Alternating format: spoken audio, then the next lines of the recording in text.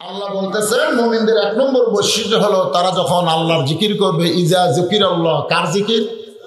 আল্লাহর জিকির করবে, ওয়াজিলাত কুলুবুহুম, তখন তাদের অন্তরসমূহের মধ্যে কম্পন, এরকম কম্পন সৃষ্টি হবে। আপনারা বলেন তো কোন জিকিরে মানুষের অন্তর কাঁপে? এই কোন জিকির? পবিত্র কোরআন কারিমের মধ্যে বহু জিকির আছে, তার মধ্যে একটা জিকির হলো, কারণ এই কোরআনকে আল্লাহ কি হিসাবে নাজিল করছে? না না না, আমি কিছুক্ষণ আগে একটা আয়াত তেলাওয়াত করলাম, ইন্না নাহনু নাযালনা যিকর। হ্যাঁ, এই কোরআনকে আল্লাহ তাআলা জিকির হিসাবে নাজিল করেছে। তাহলে কোন কি হিসাবে? জোরে বলেন। এর মধ্যে এক নম্বর জিকির কি জানেন? ইয়া আইয়ুহাল্লাযীনা আমানু তাকুল্লাহা হাক্কা তুকাতিহি ওয়া লা তামুতুন্না ইল্লা ওয়া আনতুম মুসলিমুন। মুমিনদেরকে আল্লাহ জিকির মানে উপদেশ স্বরূপ বলতেছে। জিকির মানে কি? উপদেশ। আল্লাহ কোরআনকে আমাদের জন্য উপদেশ স্বরূপ কি করছে? নাজিল করছে। তার মধ্যে এক নম্বর উপদেশ হলো, মুমিন তোমরা শোনো, ভয় করতে হবে কার? আল্লাহ। খুব খেয়াল করে শুনবেন, ভয় করতে হবে কার? না অন্য কাউকে? আজকে আমাদের বাংলাদেশে মানুষ আল্লাহর ভয়ে মসজিদে যায় আর করোনার ভয়ে ফাঁক ফাঁক হয়ে দাঁড়ায়। ধরে কোন কথা ঠিক না? আপনারা বলেন তো কার ভয়ে যায়? মসজিদে ঢোকে কার ভয়ে? আর ফাঁক ফাঁক হচ্ছে কার ভয়ে? তাহলে আপনারা সত্যি করে বলেন তো, একই লোকের ভিতরে আল্লাহর ভয়, করোনার ভয়, এর কোনোদিন নামাজ হয়? বুঝছেন? এই যে আমার এক ভাই বললো না, এমন মসজিদ কমিটি সেক্রেটারি, উনি যে বললেন ইন্না সালাতা তানহা আনিল ফাহশাই ওয়াল মুনকার, একমাত্র নামাজে পড়ে মানুষকে যাবতীয় খারাপি থেকে বাঁচায় দিতে, এ কথা কার? জোরে বলেন কার? নামাজই পড়ে। এখন নামাজের মাধ্যমে মানুষ শয়তানি করতেছে, মুখত মাস্ক দিয়ে মসজিদের মধ্যে ঢুকতেছে। মুখের মধ্যে মাস্ক দিয়ে কোথায় ঢোকে? অথচ একটা মেয়ে মানুষ কিছুদিন আগে বলছে, তোমরা যখন ঘরের বাহিরে যাবা তখন মাস্ক পরবা। বলেনি? শোনেনি? আপনারা শোনেননি? এটা কি মরদ মানুষ না মেয়ে মানুষ? আচ্ছা, মেয়ে মানুষের কণ্ঠ মরদ মানুষের জন্য শোনা জায়েজ না হারাম? কথা কর না কেন? জায়েজ না হারাম? পুরুষ মানুষের কণ্ঠ মেয়েদের জন্য শোনা জায়েজ না হারাম? না, হারাম না।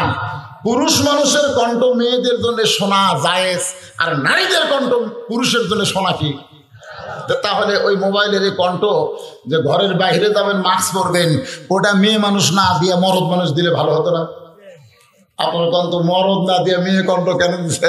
তুই যতবার মোবাইল করবি একটা করে হারাম করবো। আয় আয়, ওর কাছে খবর না দাতি একটা মেয়ে মানুষ আপনার কান গরম করে দিচ্ছে। ঘরের বাইরে যখন যাবেন মাস্ক পরবেন। সবচাইতে বড় বিপদ হলো মেয়ে মানুষের কণ্ঠ পুরুষের কানে ঢোকা। জোরে কান কথা। করোনার বিপদ থেকে বাঁচতে গিয়ে আমাকে ইমানের 12টা বেজে গেছে। তখন মসজিদের মধ্যে ঢুকতেছে, দোয়া পড়তেছে, আল্লাহুম্মা আফতাহ লি আবওয়াবা রাহমাতিক। আপনারা বলেন তো এই দোয়ার বাংলা অর্থ কি?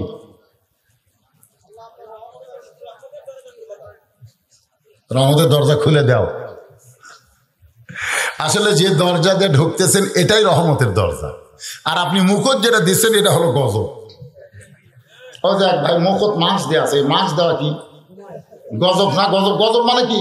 করোনার ভয় তো, করোনার ভয় নাই, করোনার জন্য না, করোনার ভয়ে মুখে যেটা দিচ্ছেন এটা কি রহমত?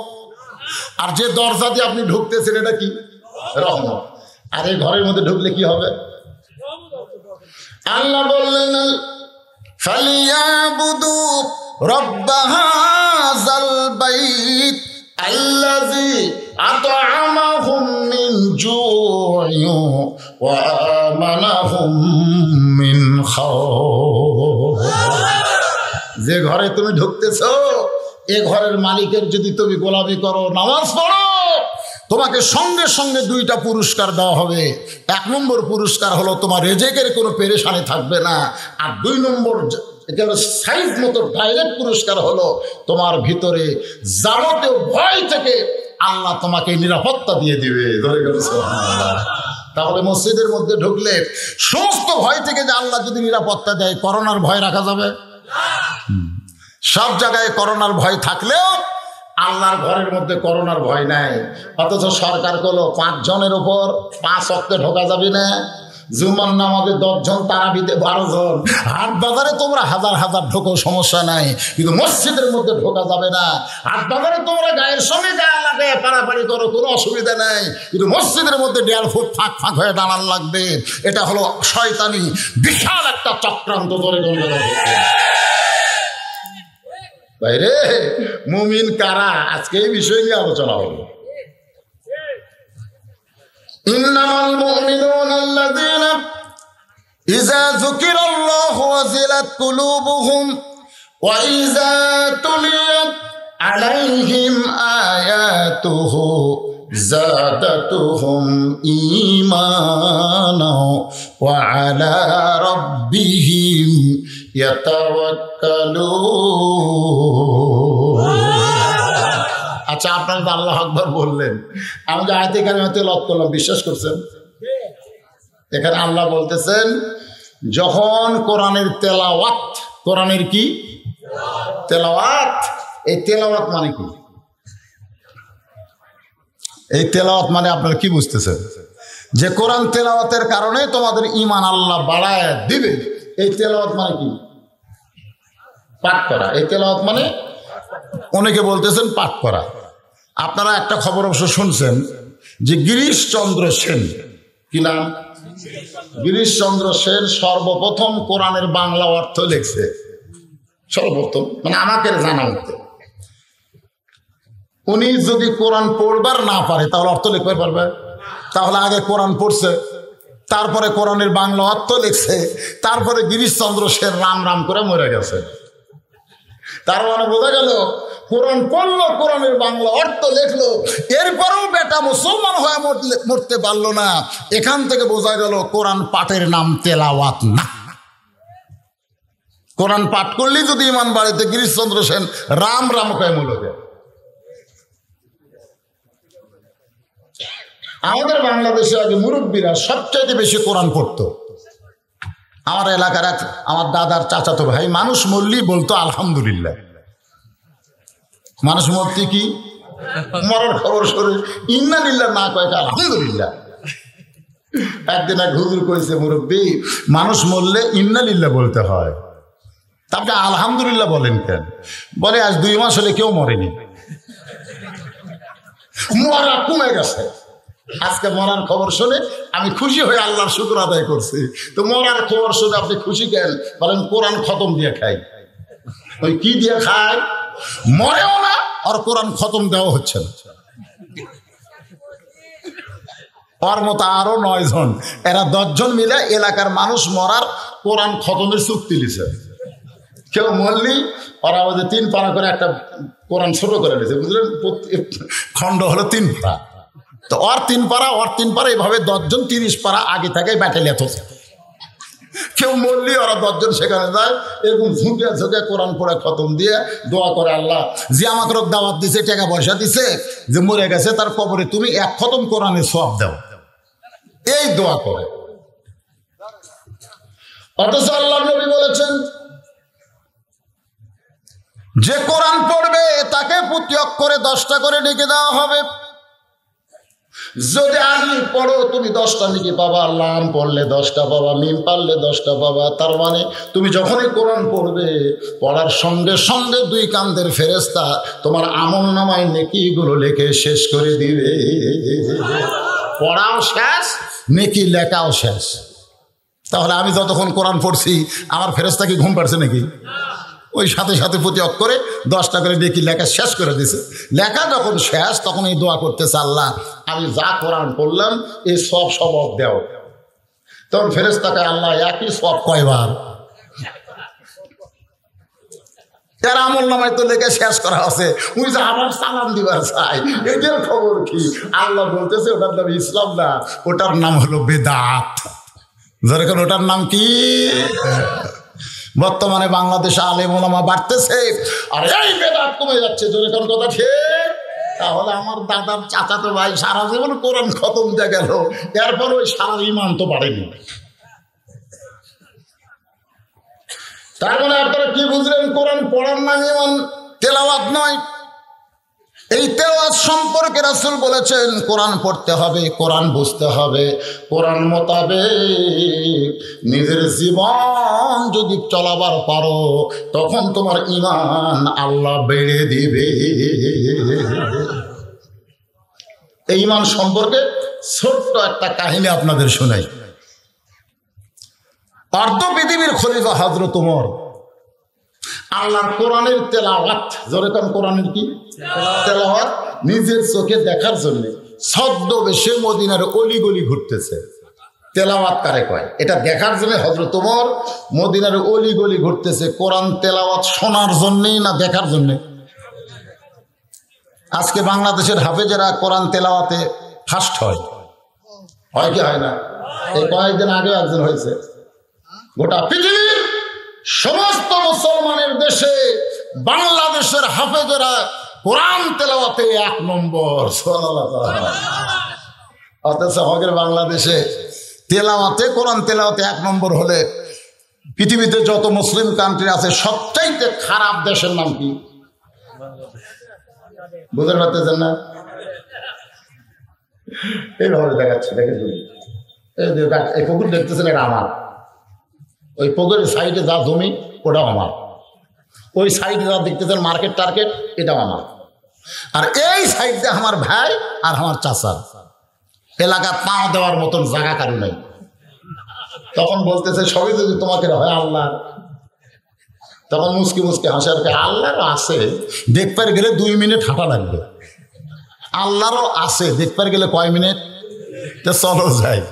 মসজিদের সামনে যা বলতেছে এখানে আল্লাহর কিছু ছিল না, আমার চাচা এই 10 শতক আল্লাহ দান করছে, আর আমরা টাকা পয়সা দিয়ে আল্লাহ ঘর বানিয়ে দিয়ে নাম দিছি মসজিদ। ফেরেশতাকে আল্লাহ এই দেশের নাম কি? এই দেশে তোমার কিছু নাই, ওর চাচা দান করছে আর এরা টাকা পয়সা দিয়ে ঘর বানিয়ে দিছে, এই দেশের নাম কি? আল্লাহ। আল্লাহ বলতেছে ফেরেশতা তোরা তো জানিস না, ওই দেশের নাম হলো বাংলাদেশ রে। ওই দেশের মতন খারাপ দেশ পৃথিবীর কোনো দেশে নাই, যেই দেশে শুধু মসজিদ আল্লাহ দেয়া বাদ বাকি এরা দখল করে নিছে। সবচাইতে খারাপ দেশ হলো আমাদের বাংলাদেশ। জোরে করে কথা ঠিক? এর চাইতে খারাপ দেশ মুসলিম কান্ট্রি পৃথিবীর কোথাও নাই, শুধু মসজিদ আল্লাহ দিয়া বাদ বাকি নিজের নামে করে নিয়ে কয় এটা আমার, এটা আমার, এটা আমার। যদি ফুলগুলো হয় অভিমানে ঝরে যায়, আমি মালা গেথে বলো কারে পরাবো, সে যে কেন এলো না কিছু ভালো লাগে না, কবরে আসুক তারে আমি মজা দেখাবো। খালি মরিয়া দেখো জাগা কার।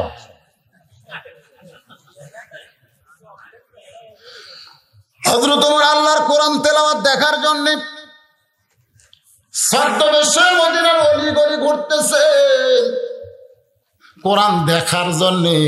আর আমাদের বাংলাদেশে আমরা কোরআন দেখতে চাই না, আমরা কোরআন শুনবো আর শয়তানি আইন আমরা দেখবো। মসজিদের মধ্যে ঢুকবো আমরা ডান পা দিয়ে, কিন্তু রাস্তায় চলবো আমরা বাম সাইড দিয়ে। রাস্তায় আমরা শয়তানের আইন মানবো আর মসজিদের মধ্যে ঢুকবো ডান পায়ে। আল্লাহ বলে বান্দারে তুমি শয়তানের আইন মাইনা যতই ডান পায়ে মসজিদের মধ্যে ঢোকো, তুমি যেদিন থেকে রাস্তার ডান সাইড দিয়ে হাঁটবে আর ডান পায়ে মসজিদে ঢুকবে, সেদিন থেকে তোমার নামাজ আমার দরবারে কবুল হবে। কথা কন না কেন? কথা কন না কেন? হঠাৎ হযরত ওমর দেখতে পাই 2 পাহাড়ের মাঝখানে বিস্তীর্ণ মরুভূমি। ওই মরুভূমির মধ্যে একজন রাখাল ওটার দুম্বা চড়াই। হযরত ওমর আল্লাহর কোরআন তেলাওয়াত দেখার জন্য রাখালকে সালাম দিলেন। জোরে কোন কি দিলেন? অর্ধ পৃথিবীর খলিফা হযরত ওমর সালাম দিলেন কাকে? আজকে আমাদের বাংলাদেশের চেয়ারম্যান মেম্বারে যারা দাঁড়াইছে এরা সালাম নেয় না সালাম দেয়? কেন দেয়? আসলে আমাদের চেয়ারম্যান মেম্বার যারা ভোটের আগে যে চরিত্র, এই চরিত্র যদি ভোটের পরেও ধরে রাখতে পারতো, ওই চেয়ারম্যানকে মরা পর্যন্ত কেউ ডায়মন্ড করতে পারবে না। ধরে কোন কথা ঠিক কিনা? তুমি ভোটের আগে যেরকম সবার কাছে কাছে যাও, ভোটের পরেও চেয়ারম্যান হয়ে সবার কাছে কাছে তুমি যাও। তুমি কাগজ নিয়ে সব লিখে দিচ্ছি, তোমার কেউ ডাউন করতে পারবে না। কারণ জনগণ তোমার কাছে গম চায় না, টাকা চায় না, তোমার ভালো ব্যবহার চাই। ধরে কোন কথা ঠিক কিনা? কিন্তু ভোটের আগে আমার এলাকার এক চেয়ারম্যান এক আসরের নামাজই 4 বার পড়ে।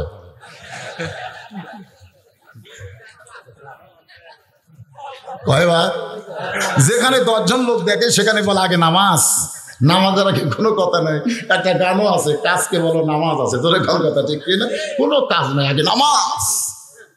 খপ খপ করে 4 রাকাত নামাজ পড়তে 2 মিনিট লাগে। একদিন করেছে চেয়ারম্যান সাহেব, আসর যে 4 বার হলো, ভোটের আগে হোক অসুবিধা নেই, মানে ভোটের আগে হোক, ভোটের পরে শালা এক অক্ত পড়বি না। জোরে কোন কথা ঠিক কিনা? আছে না নাই? কথা আছে না নাই? এখন গাড়ির থেকে নামে সালাম দেয়।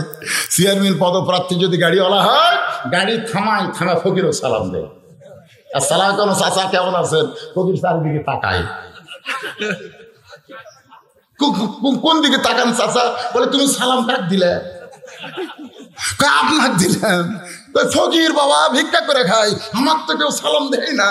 আপনারা গাড়ি চেয়ারম্যান দাঁড়াচ্ছে চাচা।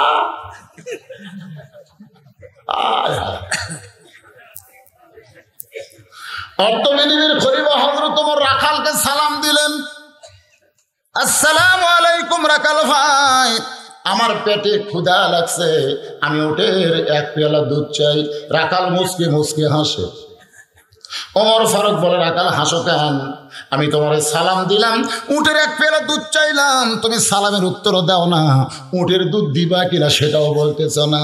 রাখাল বলে, পথিক, তোমার সালামের উত্তর দিব, তোমাকে উটের দুধও দেওয়া হবে, কিন্তু আগে তোমার পরিচয় আমার জানতে হবে। ওমর ফারুক চিন্তায় পড়ে গেলেন, আমি ছদ্মবেশ ধারণ করেছি, যদি আমার পরিচয় দেই গোমর ফাঁস হয়ে যাবে, আমি কি পরিচয় দিব? এমন সময় কোরআন তেলাওয়াত কার কয়, একটু মনোযোগ দিয়ে শোনেন।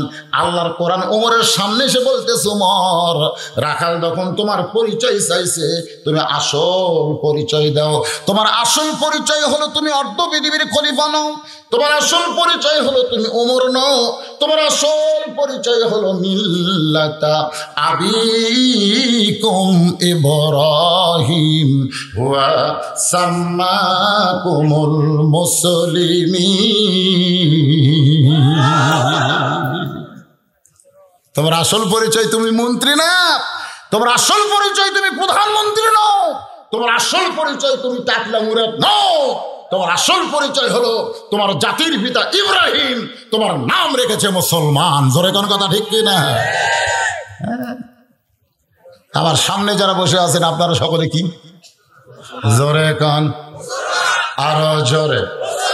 আল্লাহ যারা বলতেছেন আল্লাহ আল্লাহ, যারা মুসলমান বলতেছেন আল্লাহ, মরার সময় এরকে মাইশরা ডাবে দিও আল্লাহ, এরা যেন ইমানের কলেমা উচ্চারণ করবার না পারে আল্লাহ। এরা মুসলমান বলতে কোন জায়গায় বাঁচতিস? হ্যাঁ, জোরে বলেন, আমাদের আসল পরিচয় কি? আরো জোরে, জোরসে বলুন, জোর হলো না, আরো জোরে। এটা কি আমরা? কোরআনে আল্লাহ বলতেছেন মিল্লাত আবিকুম ইব্রাহিম, তোমার জাতির পিতা ইব্রাহিম তোমার নাম রেখেছে হুয়া সাম্মাকুমুল মুসলিমিন, তোমাদের নাম রেখেছে মুসলমান। ওমর ফারুক বললেন, রাখাল, আমার পরিচয় যখন জানতে চাও, আমার পরিচয় হলো আমি একজন মুসলমান। রাখাল মুস্কি মুস্কি হাসতেছে। ওমর ফারুক বলে, রাখাল, পরিচয় জানার পরেও তুমি আবার হাসো কেন? রাখাল বলতেছে, আসল না নকল? তুমি যে মুসলমান পরিচয় দিলে, এখন আমার জানতে হবে তুমি আসল না নকল। ওমর ফারুক রাগ করে বলে, রাখাল মুসলমান তো মুসলমান, এর মধ্যে ওর আসল নকল কি? রাখাল বলতেছে, আসল মুসলমান যারা হবে তারা চাওয়ার ব্যাপারে সতর্ক থাকবে। আসল মুসলমান যাত্রার কাছে কোনোদিন চাবে না। আসল মুসলমান দরকার হলে ফাঁসির মঞ্চে যাবে, কিন্তু রাষ্ট্রপতির কাছে বাঁচার দরখাস্ত লেগবে না। আসল মুসলমান দরকার হলে ফাঁসির মঞ্চে যাবে, কিন্তু রাষ্ট্রপতির কাছে বাঁচার দরখাস্ত লিখবে না। কারণ আসল মুসলমানেরা জানে যার কাছে বাঁচার দরখাস্ত লিখবো সে নিজেও বাঁচবে না। জোরে খান কথা ঠিক কিনা? আমাদের বাংলাদেশে 3টা রহমান ক্ষমতার চেয়ারে থাকা সময় মারা গেছে। 3টা রহমান প্রেসিডেন্ট থাকা অবস্থায় মারা গেছে। একটা হলো বঙ্গবন্ধু শেখ মুজিবুর রহমান, একটা হলো জিয়াউর রহমান, আর একটা হলো জিল্লুর রহমান। এই 3টা রহমান প্রেসিডেন্ট থাকা অবস্থায় আজরাইল এসে লিয়ে গেছে। তো যারা প্রেসিডেন্টই মরে তার কাছে বাঁচার দরখাস্ত কোনো মুসলমান লিখতে পারে না। ধরে কান্না ঠিক কিনা? আসল মুসলমান যারা হবে তারা চাওয়ার ব্যাপারে সতর্ক হবে। আসল মুসলমান কোনোদিন বলবে না আমার দয়াল বাবার দরবারেতে কেউ ফিরে না খালি হাতে। ও যে একজন বক্তা আছে, খুব ভাইরাল বক্তা, আল্লাহরে ধন নবীরে দিয়ে আল্লাহ গেছে গায়েব হইয়া, নবীরে ধন খাজা নিয়া শুয়ায় আছে আজমিরে, কেউ ফিরে না খালি হাতে খাজারে তোর দরবারে। নাউজুবিল্লাহ, জোরে কান। এজন্য লা সালাতা ইল্লা বি ফাতিহাতিল কিতাব, নামাজ হবে না সূরা ফাতিহা বাদ দিলে। সে সূরা ফাতিহার মধ্যে আমরা বারবার বলতেছি ইয়্যাকা না'বুদু ওয়া ইয়্যাকা নাস্তাঈন। আমরা কার কাছে চাই? এমনি এমনি এমনি এমনি না, আগে বলতেছি ইয়্যাকা না'বুদু, আল্লাহ তোমার গোলামি করে তোমার কাছে চাই। আমরা নামাজ বাদ দেয়া, হজ বাদ দেয়া, যাকাত বাদ দেয়া, তোমার গোলামি বাদ দিয়ে আমরা তোমার কাছে চাই না। আমরা এমনি এমনি চাই না, কিছু দিয়ে কিছু চাই। জোরে কোন কথা? আমরা তোমাকে সেজদা দেই, তোমাকে রুকু করি, তারপরে তো চাই। এমনি এমনি চাই? আল্লাহ চাওয়া মাত্র অদৌ আস্তাগফিরু লাকুম, তুই চাইলি আর আমি দিয়ে দিলাম। ধরে কোন সুবহানাল্লাহ। অনেক এখন মনে করে হুজুর এত চাই আল্লাহ তো হক দেয় না, এত চাই। আপনারা বলেন তো, ছোট বাচ্চা মায়ের কাছে, ছোট বাচ্চা ধরেন 4 বছর 5 বছর একটা বাচ্চা মায়ের কাছে আইসক্রিম চাই। জোরে কোন কি চাই? রাস্তায় একজন আইসক্রিমওয়ালা বলতেছে 1 টাকা, 1 টাকা, 1 টাকার একটা আইসক্রিম, বরফ বরফ। এখন ছোট বাচ্চা দৌড়ে গিয়ে মায়ের কাছে বলতেছে মা 1 টাকা দাও, 1 টাকা দাও, 1 টাকা দাও। মা চিন্তা করতেছে 1 টাকা তো আমার কাছে আছে, 1 টাকা হাজার হাজার টাকাও আমার কাছে আছে, কিন্তু এই মুহূর্তে ওর যদি 1 টাকা দেই, ওই দৌড়ে যায় যদি একটা বরফ কিনা খায়, আর বরফ কিনা খালে ওর যদি সর্দি গরমি হয়, ওর যদি অসুখ হয়, বিসুখ হয়, এই জন্য মা কিন্তু বলে দেব না। আপনারা বলেন তো, মা তার সন্তানকে ভালো কম বাসে না বেশি বাসে? আর বেশি বাসার কারণেই কিন্তু দিবার চাই নাই। কিন্তু ছোট্ট বাচ্চা বুঝবার পারে না, ও মনে করতেছে মার কাছে টাকা থাকার পরেও মা আমারে কেন 1 টাকা দেয় না, ধুলাই গড়াগড়ি দিয়ে কাঁদতেছে। এমন সময় বাবা বাড়ির মধ্যে ঢুকে চিৎকার করে বলে আমার একমাত্র সন্তান ধুলাই গড়াগড়ি দিয়ে কান্দে কেন? মা বলতেছে 1 টাকা চাইছে, দিন। বাবা পকেট থেকে 500 টাকা বের করে দেয়, যা তাও কান্দিস না, দরকার হলে গোটাল বাক্স কিনা খা, যা। ওই 500 টাকা নিয়ে কান্নার ভলিউম আরো বাড়ে দিস। আগে যেটা কান্দিছিল তার সাথে ভলিউম আরো বাড়াচ্ছে। পাপ কয়কারে 1 টাকার জায়গা 500 টাকা দিলাম, তাও কান দেখেন। মা বলতেছে 1 টাকা আছে, কয় আছে, সেটা দাও। যে 1 টাকা দিছে 500 ফেলে দিয়ে মারছে দৌড়। বাপ কয় কি আফসোস, 500 ফেলে দিয়ে 1 টাকা নেয়। মা বলতে তোমার বেটা চিনে খালি 1 টাকা, 1 টাকা ছাড়া চিনে না। আজকে যারা দুনিয়া চিনে তার আখেরাতের 500 টাকা জানে না। ধরে কর কথা ঠিক কি না? মায়ের দরদ তার চাইতে আল্লাহর দরদ বেশি না কম? আল্লাহ আমরা দুনিয়া চাই, পাগলা রে, তোর আমি জান্নাতে বাড়ি বেনে থুছি, তুই দুনিয়ার বাড়ি যাস না। এই জন্য কোন ইবাদতের, কোন সেজদা, কোন রুকুর বিনিময়ে আল্লাহ বান্দাকে এই সামান্য দুনিয়াতে দেবে না, যেটা ধ্বংস হবে। এমন একটা জায়গা রয়েছে, বাল তুসিরুনাল হায়াতাদ দুনিয়া ওয়াল আখিরাতু খায়রুন ওয়া আবকা। আপনি সেখানে যাবেন, জান্নাত পাবেন। সুবহানাল্লাহ বলেন। আমার বাবাজিরা, মায়েরা, একটু মনোযোগ দিয়ে শুনবেন। রাখাল বলে, পথিক, তুমি যদি আসল মুসলমান হও তাহলে তুমি দুধ চাইছা কার কাছে?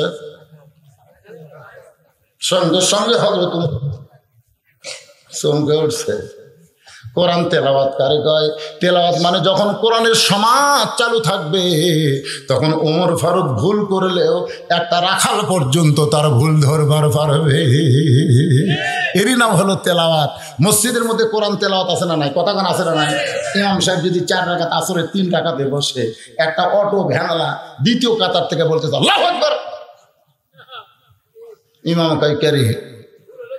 আমি ডবল টাইটেল পাস, দাওরা পাস, এতদিন 4 রাকাত পড়াছি, আজকে 3 রাকাতে কি বসে থাকবো? আমি স্বৈরাচারী হম? ওট মো না, আমি বসি আর ওট মো না। যেরকম বাংলাদেশে অনেকে ক্ষমতার চেয়ারে বসে আর উত্তর চায় না, জোরে কোন কথা ঠিক কিনা? এরকম না, বসছি আর উঠবো না। একেবারে 6 তলা বিল্ডিং এর উপর তলা যাইয়া 1.5 লাখ টাকার খাট, 12,000 টাকার কম্বল, রাত 9টার সময় ওরে তার মানে দিয়ে বলতেছে আমার বাড়ি, আমার ঘর, আমাক নামাইকে। অহংকার করে 1.5 লাখ টাকা খাটের উপর 12,000 টাকার কম্বল চোখে মুখে দিয়ে বেটা ঘুমায় গেছে। 9টার সময় কথা আমাক নামাইকে, রাত 3টার সময় আল্লাহ একটা ভূমিকম্প। খালি ওই চাকরিতে এত ফোর্সে নামছে, ঘুমের মধ্যে ধর লুঙ্গি খুলে আছে কম্বলে, ওটার মনে নাই, একেবারে ন্যাংটা হয়ে নামছে। তোর এখন কি হয়ে নামছে? আচ্ছা, 9টার সময় কি কইছে? আমাক নামাইকে। 3টার সময় আল্লাহ কি করে নামাছে? কথা কন না কেন, কি করে নামাছে? অন্য বিল্ডিং এর যারা ছিল তারাও তো নামছে, ওরকে লুঙ্গি আছে, বুঝলেন? ওরকে লুঙ্গি আছে। ওরা একজন বলতে চাচ্ছে লুঙ্গি তো 6 তলা। কেন ভূমিকম্পে আমরা লুঙ্গি পরে নামলাম, তোর লুঙ্গি নাই কেন? তখন ওই কামদার বলে আমি হলাম টাকলা মুরাদ, ওর নাম হলো টাকলা মুরাদ। জোরে বলেন কি মুরাদ? বিসমিল্লাহ তুলে দিবে, ইসলাম তুলে দিবে। আল্লাহ কয় কোনো তুলে দেওয়া লাগবে না, তোরে ন্যাংটা করে এমন ভাবে নামাবো বাংলার জনগণ আর তোরে খুঁজে পাবে না। কয়েকদিন আগে শুনলাম ওর বউ পর্যন্ত ওর বিরুদ্ধে কেস করছে। তোর এখন কথা ঠিক না? এই জন্য আমার সঙ্গে সকলে পড়েন, তো ইজ্জু মান তাশা ওয়া তুযিল্লু মান তাশা বিয়াদিকাল খায়র ইন্নাকা আলা কুল্লি শাইইন কাদির। সমস্ত ক্ষমতার মালিককে এখন আমার সঙ্গে বলেন, সম্মান দেওয়ার মালিককে, আবার ন্যাংটা করে নামানোর মালিককে, ভালো মন্দর মালিককে, সমস্ত ক্ষমতার মালিককে। যদি মুমিন হন তাহলে সমস্ত ক্ষমতার মালিককে বিশ্বাস করার নামই হলো তেলাওয়াত। ওমর ফারুক বলে, রাখাল ভাই আসলে আমি ভুল করছি। রাখাল বলতে ভুলটা যখন স্বীকার করলে তাহলে তওবা করো। সুবহানাল্লাহ কবেন না? ভুল স্বীকার করলেই তার বাঁচার বুদ্ধি আছে, তার নাম হলো তওবা। ওমর ফারুক বলতেছে ঠিক আছে আমি তওবা পড়তেছি। রাখাল কয় তুমি পড়বা কেন? তুমি না মূর্খ মানুষ। ওমর কয় আমি মূর্খ মানে? আরে পাগলা যে যাওয়ার ব্যাপারে সতর্ক থাকে না, সে যতই ডক্টর কামাল হোক তারপরে মূর্খ। জোরে কর কথা ঠিক। আপনি গত ওই যে টার্মে ঐক্য জোটের নির্বাচনে ডক্টর কামালের নেতৃত্বে তারা কিন্তু শাহজালালের মাজারে গেছিল। পেপারের হেডলাইন, ডক্টর কামালের নেতৃত্বে ঐক্য জোটের সমস্ত নেতাকর্মী শাহজালালের মাজারে গেছে। মাজারে দেয় ডক্টর কামাল বলতেছে বাবা আমরা ঐক্য জোট করে এবার নির্বাচন করতেছি বাবা। ফেরেশতা কয় আল্লাহ তোমাকে বাদ দেয়, বাবার কাছে হাত তুললো কে? আল্লাহ বলতেছে ওদের কাছে বাংলা আছে, ইংরেজি আছে, বহু জ্ঞান আছে, কিন্তু আমার আল্লাহর ওহির জ্ঞান নাই। জোরে কোন কথা ঠিক কিনা? ওহির জ্ঞান যাদের ভিতরে আছে তারা কোনোদিন বাবার কাছে হাত তুলবে না, তারা হাত তুলবে আল্লাহর কাছে। জোরে কোন কথা ঠিক কিনা?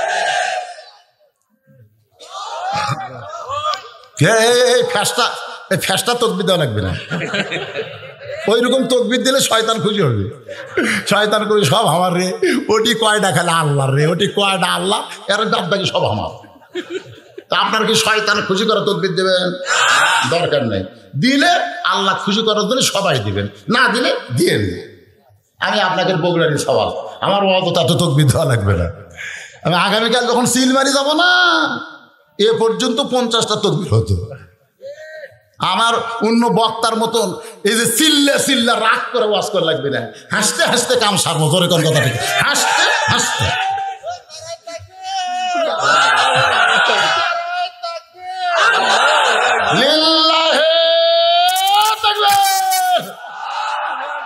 দুনিয়ার মুসলমান, আল কোরআনের আলো, কোরআন হাদিস যেখানে, মাশাআল্লাহ মোটামুটি মাহফিলে লোক হচ্ছে নাকি? কম ভরেই গেছে রে। একটু মনোযোগ দিয়ে শোনেন। রাখাল বলতেছে, তুমি মূর্খ মানুষ, তুমি কেমনে তওবা করবা? বলেন আমি তওবা করাই, তুমি আমার সঙ্গে তওবা পড়ো। এবার রাখাল হযরত ওমরকে তওবা পড়াচ্ছেন। আস্তাগফিরুল্লাহাল্লাযী লা ইলাহা ইল্লা হুয়াল হাইয়ুল কাইয়্যুম ওয়া তুবু ইলাইহি লা হাওলা ওয়ালা কুওয়াতা ইল্লা বিল্লাহিল আলিয়্যিল আযীম। আমার সামনে যারা বসে আছেন, মনে করেন আমাদের মধ্যে যারা মাগরিবের নামাজ পড়ে নাই, এশার নামাজ পড়ে নাই, আল্লাহ চাহে তো ফজরের নামাজও পড়বি না, এরকম নিয়ত করা লোক আছে না নাই? যখন আছে না নাই? আপনারা বলেন তো, যারা মাগরিব এশার নামাজ পড়েন নাই, ফজর পর্যন্ত আপনারা বাঁচবেন, এই গ্যারান্টি আপনাদের কে দিয়েছে? যদি মাগরিব এশার নামাজ না পড়ে ফজরের পূর্বে যদি আপনি মারা যান, দুনিয়ার সমস্ত মওলানা যদি আপনার জানাজায় দোয়া করে, এরপরেও আপনি জান্নাত পাবেন না। আর যদি মাগরিব এশার নামাজ পড়ে ফজরের আগে যদি আপনি মারা যান, দুনিয়ার কোনো কেউ যদি আপনার জানাজার নামাজ না পড়ে, ওই মাগরিব এশার নামাজের উসিলায় আল্লাহ আপনাকে জান্নাত দিয়া দিবে। তাহলে যারা মাগরিব এশার নামাজ পড়েন নাই, ফজরের নামাজ থেকে আমরা যেন নামাজি হতে পারি, এই জন্য আমাদের তওবা করার দরকার আছে না নাই?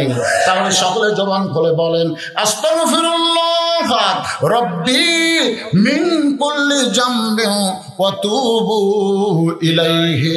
ওমর ফারুক তওবা করার পরে বলতেছে, ও রাকাল ভাই, আল্লাহর হস্তে উঠে এক পেয়ালা দুধ দাও, যেই দুধটা পান করে ক্ষুধা তৃষ্ণা নিবারণ করতে চাই। রাকাল মুস্কি মুস্কি হাসে। ওমর ফারুক বলে, রাকাল হাসো কেন? আমি তো আল্লাহর হস্তে বললাম। রাকাল বলতেছে, পথিক, তুমি তওবা করার পরে আবার মুনাফিকি করলা। আপনারা বলেন তো, একজন মুসলমানকে মুনাফিক বলা আর কাফের বলা, এই দুইটার মধ্যে কোনটা ভালো? দুটাই খারাপ। হলেও খারাপের মধ্যে আবার বেশি খারাপ কোনটা?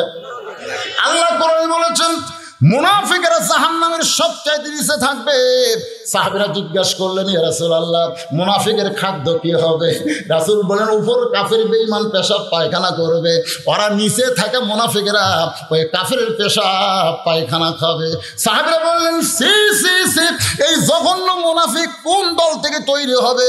আল্লাহর নবী বললেন, কাফেরের মধ্যে কোনো মুনাফিক নাই, ইহুদির মধ্যে কোনো মুনাফিক নাই, হিন্দুর মধ্যে কোনো মুনাফিক নাই। মুনাফিকের আবাদ হবে মুসলমানের ভিতরে। এই বাংলাদেশে হিন্দুরা অনুষ্ঠান করলো, একদল হিন্দু বাধা দিল, এরকম কোনো হিন্দুর অনুষ্ঠান নাই।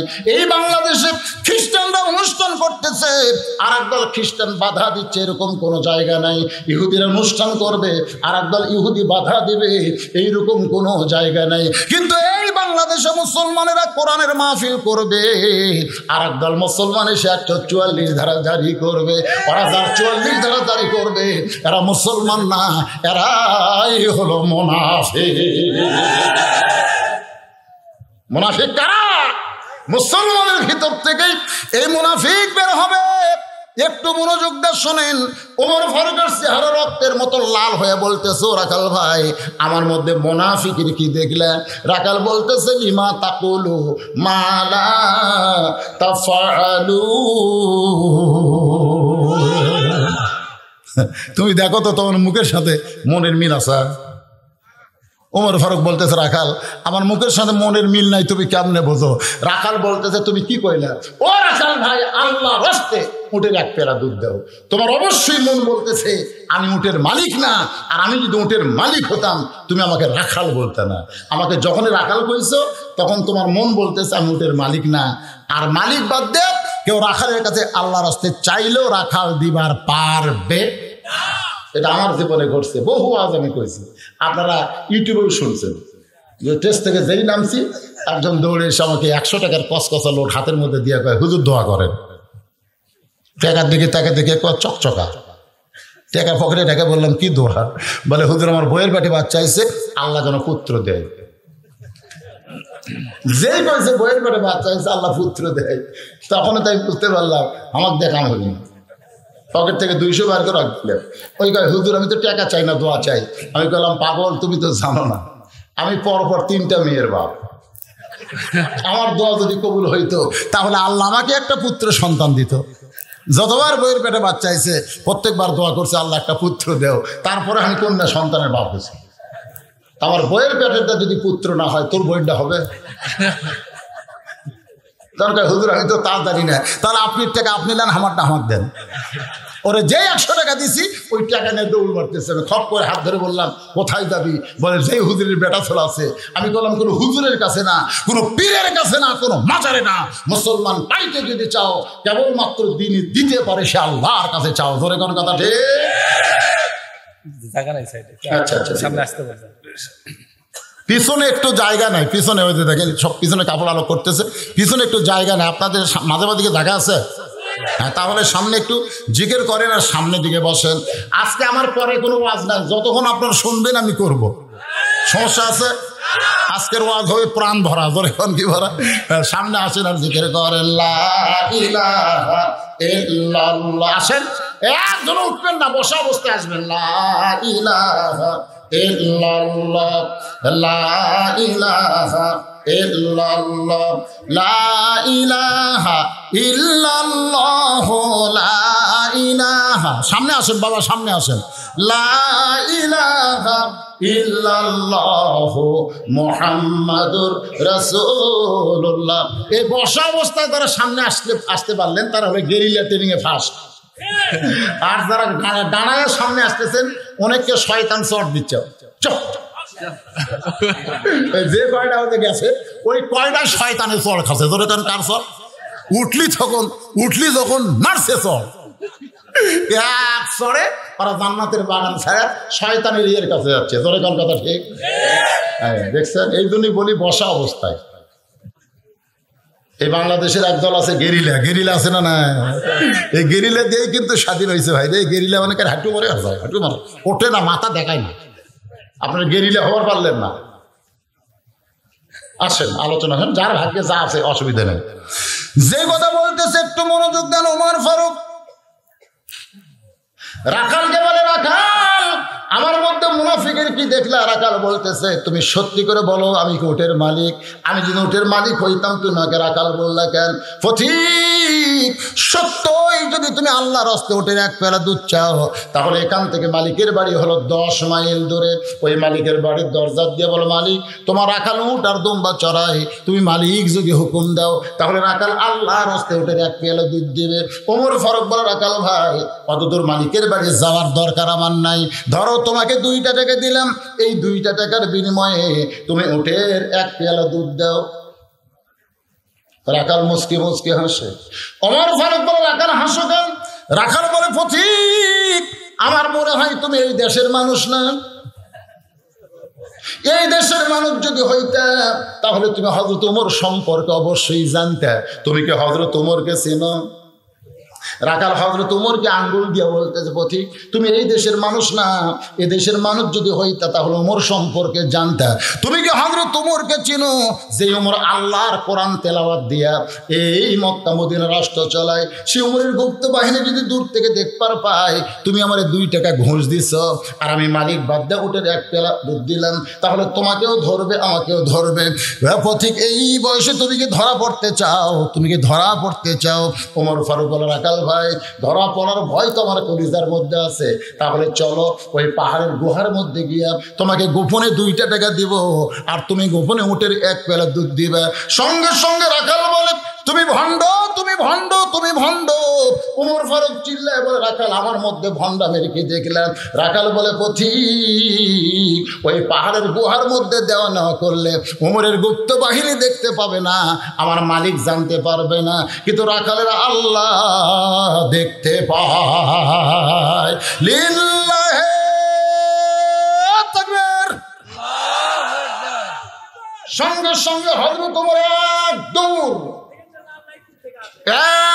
দৌড়ে পাহাড়ের পাদদেশে যায় নামাজ বিছায়া, জোরে কোন কি বিছায়া?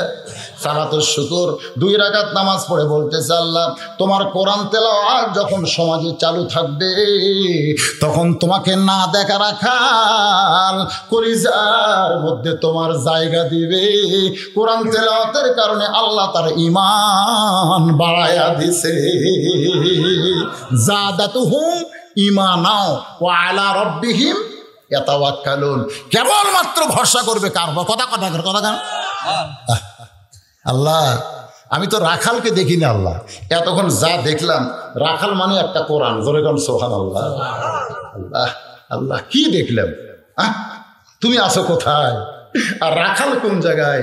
তারপরে গুহার মধ্যে দেওয়া না করলে কেউ না দেখলো আল্লাহ দেখবি রে। তুই একলাই 100টা সিল মারলি, কেউ না দেখলেও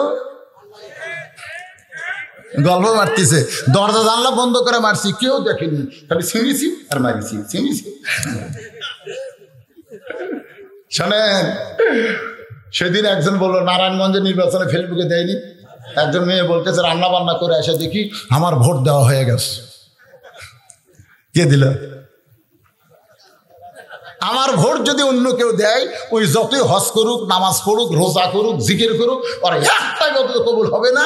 এই আমাদের খেয়ানত করার কারণে ওকে জাহান্নামে যেতে হবে। জোরে কোন কথা ঠিক? কথা ঠিক। সিল মারার সময় কোনো খেয়াল করলে গেল সমানই মারি যায়।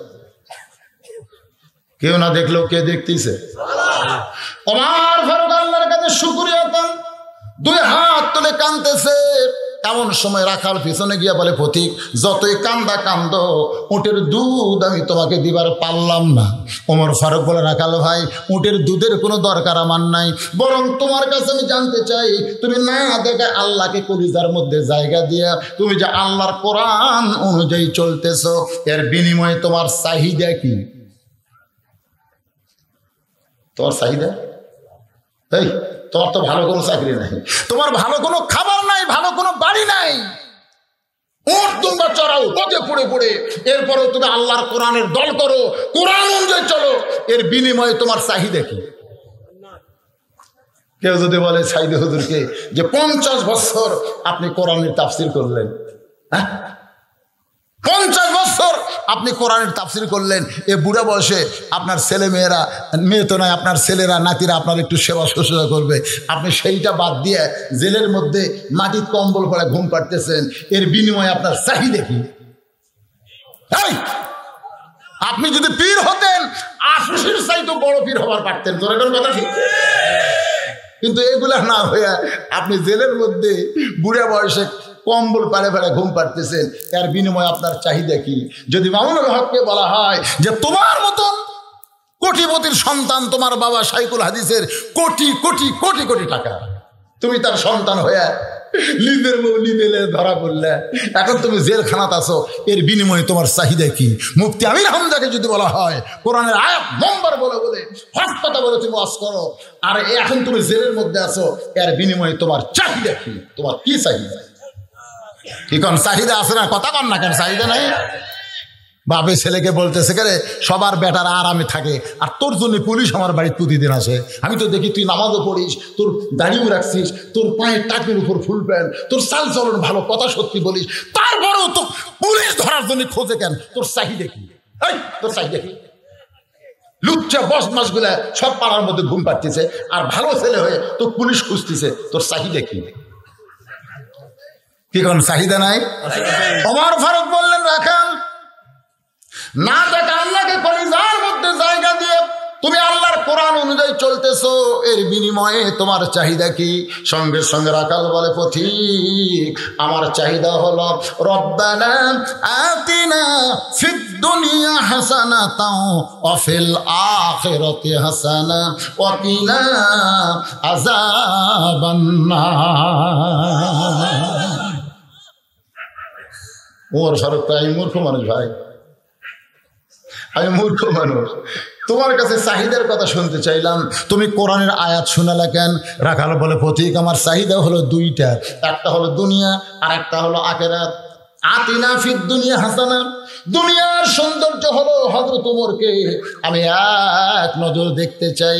যে ওমর কোরআন তেলাওয়াত দিয়া কোরআনের শাসন জারি করার কারণে আমার মতন রাখাল না দেখা আল্লাহকে কলিজার মধ্যে জায়গা দেবার পারছে, সেই ভালো মানুষ হযরত ওমরকে একটা নজর যদি আমি দেখতে পাইতাম, তাহলে দুনিয়ার চাহিদা আল্লাহ আমার পুরা করত। পথিক আমার 2 নম্বর চাহিদা হলো, আমি যখন মরে যাব আল্লাহ ধুম রাখালকে যেন জান্নাত দেয়। আমার চাহিদা কয়টা? 1 নম্বর চাহিদা হলো হযরত ওমরকে আমি এক নজর দেখতে চাই। আমার 2 নম্বর চাহিদা হলো, আমি যখন মরে যাব তখন অধম রাখালকে আল্লাহ যেন জান্নাত দেয়। সঙ্গে সঙ্গে হযরত ওমর এসে রাখালের হাতটা এভাবে খস করে ধরে 3 বার চুমা খাইছে। রাখাল কয়, পাগল নাকি রে, আমার ঘামা হাতে চুমা খাও। ওমর ফারুক বলে, রাখাল তোমার 2 নম্বর চাহিদা আল্লাহ পুরা করছে। মরার সঙ্গে সঙ্গে আল্লাহ তোমার জন্য 8টা জান্নাতের দরজা খুলে রাখবে, তুমি যে কোনো দরজা দিয়ে জান্নাতে যেতে পারবে। এ ঘোষণা আল্লাহ কোরআন কারিমের মধ্যে করে দিয়েছে। ধরে কোন সুবহানাল্লাহ। ইন্নাল্লাযীনা ক্বালু রাব্বুনাল্লাহু সুম্মা ইসতাকামু তাতানাজ্জালু আলাইহিমুল মালাইকা আল্লা তাখাফু ওয়া লা তাহজানু ওয়া আবশিরু বিল জান্নাতিল্লাতী কুনতুম তুআদুন। রাখাল মুচকি মুচকি হাসে। ওমর ফারুক বলে, হাসো কেন? বলে, হাসার কারণে হলো তুমি খুব চালাক। এতক্ষণ মনে করছিলাম তুমি বোকা, এখন দেখি তুমি না খুব চালাক। ওমর ফারুক বলে, রাখাল আমার মধ্যে চালাকির কি দেখলে? রাখাল বলতেছে, বাকির কথা, মরে গেলে জান্নাত পাবো এ কথা তুমি ঠিকই বললে, কিন্তু হযরত ওমরকে আমি এক নজর দেখতে পাবো এই কথা বলতে তোমার কোন জায়গাত বাজে? জান্নাত পাবো এটা হলো বাকি কথা, এটা কি লগত কথা না বাকি কথা? মরে গেলে জান্নাত পাবো, মরে গেলে তারপরে জান্নাত। আর হযরত ওমরকে এক নজর দেখতে পাবো এই কথা বলতে তোমার কোন জায়গাত বাজে? ওমর ফারুক মনে মনে চিন্তা করে, আমি যে ওমর এই কথা রাখালকে কেমনে বলবো? যে রাখাল আমাকে তওবা পড়াছে, জোরে কোন কি পড়াছে? যে রাখাল আমারে মুনাফিক কইছে, যে রাখাল আমাকে ভণ্ড কইছে, এখন যদি বলে আমি ওমর, বলাও সারা রাখাল হার্ট ফেল করে মরাও সারা। হার্ট ফেল বোঝেন? Stroke, stroke. আচ্ছা আপনারা বলেন তো, বর্তমানে বাংলাদেশে করোনা হয়ে বেশি মানুষ মরতেছে না স্ট্রোক করে বেশি মরতেছে?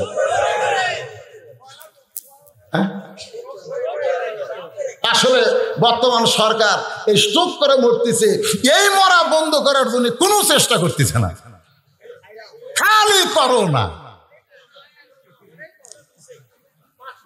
আমি সবসময় দোয়া করি, আল্লাহ এই করোনা আসা তোমার একটা রহমত। কি জন্যে?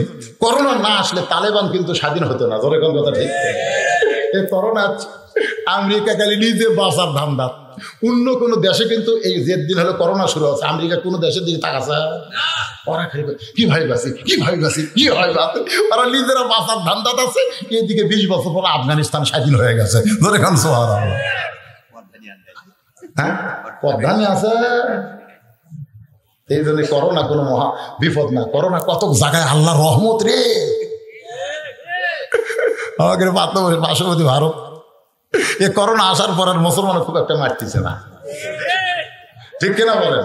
কথা বল না। আর আমাদের দেশেও করোনা হয়ে সব মানুষও মরতিছে না। তারপরেও আমরা দোয়া করব, আল্লাহুম্মা ইন্নী আউযু বিকা মিনাল বারাস ওয়াল জুনুন ওয়াল জুযাম ওয়া মিন সাইয়্যিল আসকাম। আল্লাহ এই বিপদ থেকে আমাদের দেশকে তুমি হেফাজত করো, জোরে করো আমিন। দোয়া আছে না নাই? দোয়া আছে না নাই?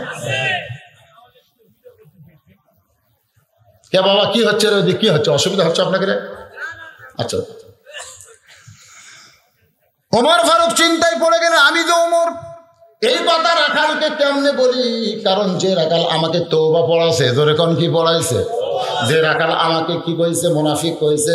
যে রাখাল বলেছে আমি ভণ্ড, এখন যদি বলে আমি ওমর, বলাও সারা, রাখাল হার্ট ফেল করে মরাও সারা।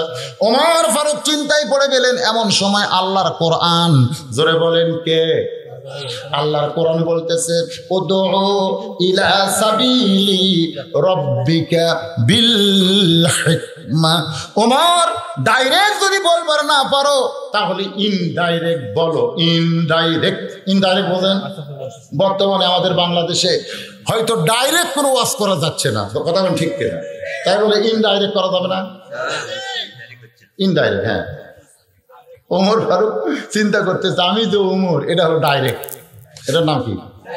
বললি হার্টফেল, বললি এখন ডাইরেক্ট বললি হার্টফেল না, এখন ডাইরেক্ট বললি হ্যাঁ। এখন এই হাত কড়া পড়লে তো ওই সবাই আস্তে আস্তে জেলের মধ্যে যাবি, কথাকে বলবি। এই জন্য ডাইরেক্ট না বলে এইভাবে। এখন হযরত ওমর বলতেছে, রাখাল তুমি সত্যিই যদি হযরত ওমরকে দেখবার চাও তাহলে তোমাকে ফজরের নামাজ সামনে কাতারে আদায় করা লাগবে। ফজর যদি সামনে কাতারে আদায় করো তাহলে মেহরাবের দিকে লক্ষ্য করে। তাকবীর! মুরব্বির গলা বসে গেছে, দরকার নেই বাবা। লা ইয়াকাল্লিফুল্লাহু নাফসান ইল্লা উসাহা।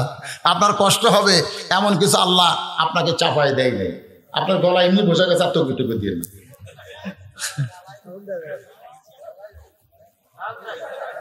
এই কিসের চার্জ নাই? ইমান আছে রে, জোরে কর, ইমান আছে রে। এই দুটো শুরু উঠে উঠে বসে। অনুনাজ্জিলু মিনাল কুরআনি মা হুয়া শিফা। এই কোরআনের মাহফিলে পেশাব লাগলেও তারা উঠবে না। এদের বউ কোনোদিন ওভার ডিউটি করবি না, জোরে কোন কথা ঠিক কি না? আর সামান্য লাগতেছে, লাভ দিয়ে উঠতেছে।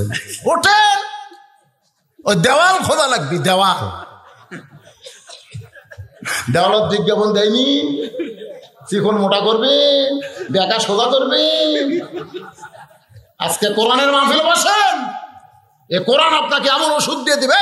যুবকেরা বসো, শোনো, সারা জীবন তো আর শোনা গেলে আজকে একটু দেখো। হযরত ওমর বললেন, দেখেন ফজরের নামাজ কোন কাতারে? সামনে কাতারে পড়ে পারবেন। যেই কইছে আসসালাতু খায়রুম মিনান নাওম, আগে ছিল 3.5 হাত, এখন হচ্ছে 2.5 হাত। ওই আজান শুনবি না, এই জন্য ল্যাপ মাথার উপর দিচ্ছে। তো মাথার উপর ল্যাপ দিলে যে পাও বার হবি, ওই কি কম চালাক? ওই পাও টানেলে এসে বুকের সঙ্গে থসে, বেড়ার থেকে মনে হবে চাউলের বস্তা ঠেকিছে। আগাও নাই, পাশাও নাই, কে রে? 3.5 হাত মানুষ কোথায় গেল? ল্যাপ টানতে দেখে ল্যাপের তলোয়ার সাইজ আর সাইড থেকে কুত্তের সাইজ একই সাইজ। তাহলে হাসো না, ফজরের নামাজ সামনে কাতা আদায় করা বদর জিহাদের শামিল। ধরে কোন কথা ঠিক কিনা? বদর যুদ্ধের শামিল।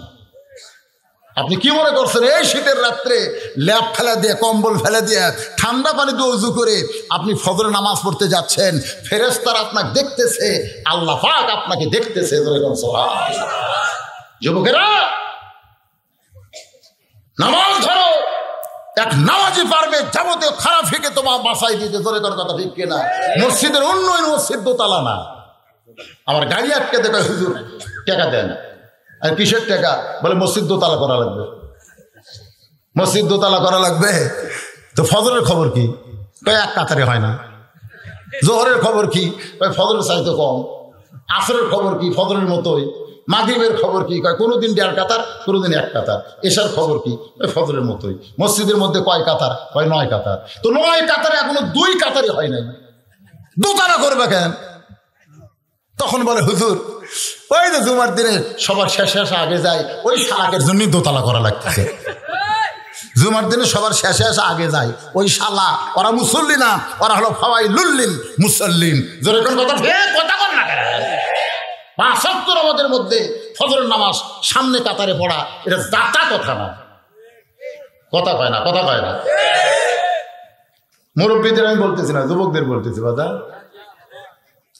এবার হযরত ওমর বলেন, রাখাল ফজরের নামাজ সামনে কাতারে যদি আদায় করতে পারো, মেহরাবের দিকে তাকায় দেখবা যে মানুষটা ইমামতি করতেছেন ওই মানুষটি হলেন হযরত ওমর। রাখাল মুস্কি মুস্কি হাসে। ওমর ফারুক বলে, রাখাল হাসো কেন? রাখাল বলতেছে, পথিক তুমি আমারে চিনো না, আমি একজন রাখাল, আমি সামনে কাতারে কেমনে যাব? আমি বারান্দায় নামাজ পড়ি, মসজিদের ভিতরে দামি দামি সাহাবী, ওই দামি দামি সাহাবীর ভিতরে আমি রাখাল কেমনে যাই? ওমর কান্দে আর বলে, রাখাল তুমি কম দামি আর ভিতরের গুলা দামি, এই কথা তোমারে কে বুঝাইছে?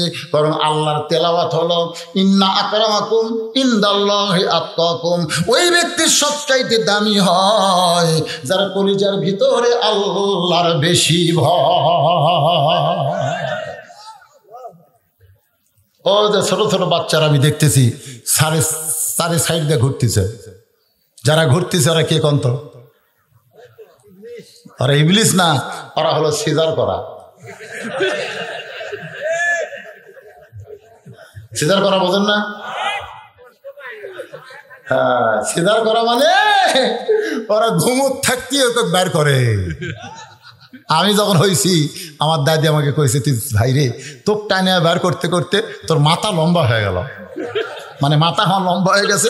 পরে দাদি কয়েকে থেবে থেবে তোর মাথা গোল করছি। আমাকে দুনিয়াতে আসতে কষ্ট হচ্ছে, ধরে তোর কথা ঠিক কিনা? আর এই শালা সিদার করা না, খালি পেট কাটিছে, ঘুমের মধ্যে আছে, মানে 5 দিন পরে ওই বাড়াবি তার আগেই জব বের করছে, এমনি খালি ঘুরতেছে। আশ্চর্য হয়ে যায়। তোমরা খাড়া থাক, বসার চান্স নাই, বসো। দেখো বসে না, বসো।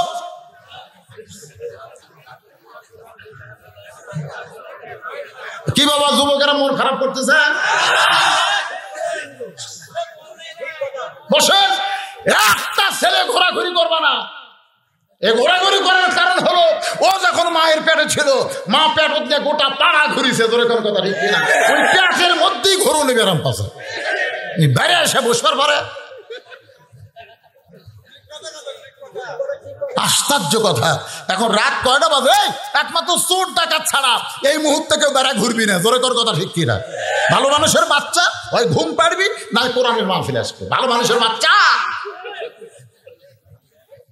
কয়টা বাজে? 11টা পার হয়ে গেছে।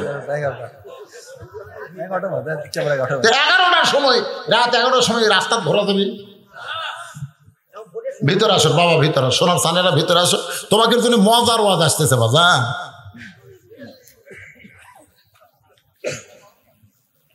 ওমর ফারুক বলেন, রাখাল বরং ওমরকে যদি দেখবার চাও তাহলে ফজরের নামাজ সামনে কাতারে আদায় করা লাগবে। রাখাল বলতেছে, আজকে এশার নামাজ পড়ার পর আমি আর বাড়ি যাব না।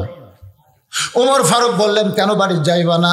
বলে, বাড়ি যদি যাই, যদি ফজর সামনে কাতারে না পাই তাহলে হযরত ওমরকে আমি দেখতে পাবো না।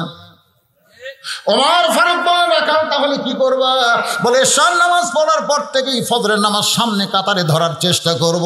ওমর ফারুক বলে, রাখাল তুমি বলো তো 5 ওয়াক্ত নামাজের মধ্যে 3 ওয়াক্ত তাড়াতাড়ি আর 2 ওয়াক্ত লম্বা কেন? 5 ওয়াক্ত নামাজের মধ্যে 3 ওয়াক্ত তাড়াতাড়ি, আসর, মাগরিব, এশা। কি আসর শেষ হতে মাগরিব, মাগরিব শেষ হতে এশা, ধরে কর ঠিক কিনা? কিন্তু এশা থেকে ফজর, ফজর থেকে জোহর, এই 2 ওয়াক্ত লম্বা কেন? রাখাল বলতেছে, ও পথিক আমি তো জানি না। ওমর ফারুক বললেন, রাখাল ফজর থেকে জোহর লম্বা সময় দেওয়ার কারণ হলো এই লম্বা সময়ের মধ্যে মানুষ কৃষি কাজ করবে, খেতে খাবারে কাজ করবে, অফিস করবে, চাকরি করবে, ব্যবসা করবে। এইগুলো কাজ কাম করতে গিয়ে তার দেহের যে ক্ষয় হবে, এসা থেকে ফজর লম্বা সময় দেওয়ার কারণ হলো ওই লম্বা সময়ের মধ্যে ঘুম পারলে আল্লাহ দেহের ক্ষয় পুরা করে দিবে। তাহলে এশা থেকে ফজর এই মাঝখানের সময়টা কি জন্যে? ঘুমের জন্য। জোরে বলেন, কিসের জন্যে? ওমর ফারুক বললেন, রাখাল তোমার যদি ঘুম ধরে তখন তুমি কি করবা? রাখাল বলতে, ঘুমটা যদি ধরে তাহলে মসজিদের ভিতরে কোনো এক জায়গায় ঘুমায়া যাব। যে বলছে মসজিদের মধ্যে কোন এক জায়গায় ঘুমায় যাব, সঙ্গে সঙ্গে ওমর ফারুকের চেহারা রক্তের মতন লাল হয়ে গেছে। ওমর ফারুক বলে, রাখাল মসজিদের মধ্যে ঘুম পাড়ার দলিল দে। তুই যে কইলি মসজিদের মধ্যে কোন এক জায়গায় ঘুমায় যাব, তার একটা দলিল থাকা লাগবে। জোরে কোন কি থাকা লাগবে? জোহরে নামাজ পড়ে সবাই বাড়ি চলে গেছে, ওরা তিনজন চার ফ্যান দিয়ে গল্প করতেছে। সমস্ত মুসল্লি বাড়ি চলে গেছে, কিন্তু ওরা মসজিদের 4টা ফ্যান ছাড়া দিয়ে ওই 3 মুসল্লি গল্প করতেছে।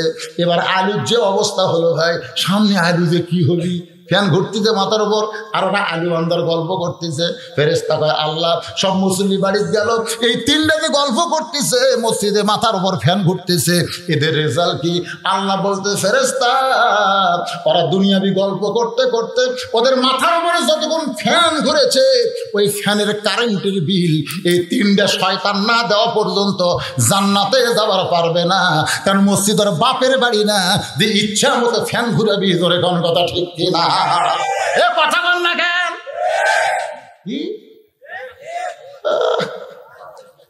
নিজের বাড়ির মতন মসজিদে সিএলএ ঢুকছে। ধরে কোন কথা ঠিক কিনা?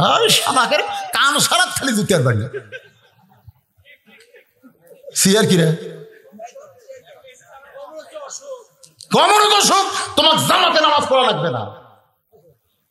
আমি কিছুক্ষণ আগে যে আয়াতটা বললাম, লা ইকাল্লিফুল্লাহু নাফসান ইল্লা উসআহা, বাংলাদেশের সরকার 60 বছর চাকরি করলে টাকার চাকরি করবার সুযোগ দেয় না। কি জন্য দেয় না? তোর চোখের পাওয়ার কমে গেছে, তোর হাত থরথর করে কাঁপে, তোর কোমর বেদনা করে, তোর আবার চাকরি কিরে? তখন কয় আমি কি করবো? বসে খাবো, বসে খা। যৌবন যদি আমি সরকারকে দিবার পারিস, বুড়া বয়সে তো পেনশন দিবার পারবো না।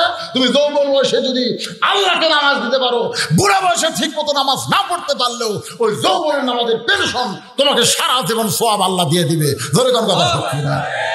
সরকারের দয়া আছে, আল্লাহর দয়া নেই। ওই যৌবন বয়সে চাকরি না করে বুড়া বয়সে চেয়ে যাচ্ছে,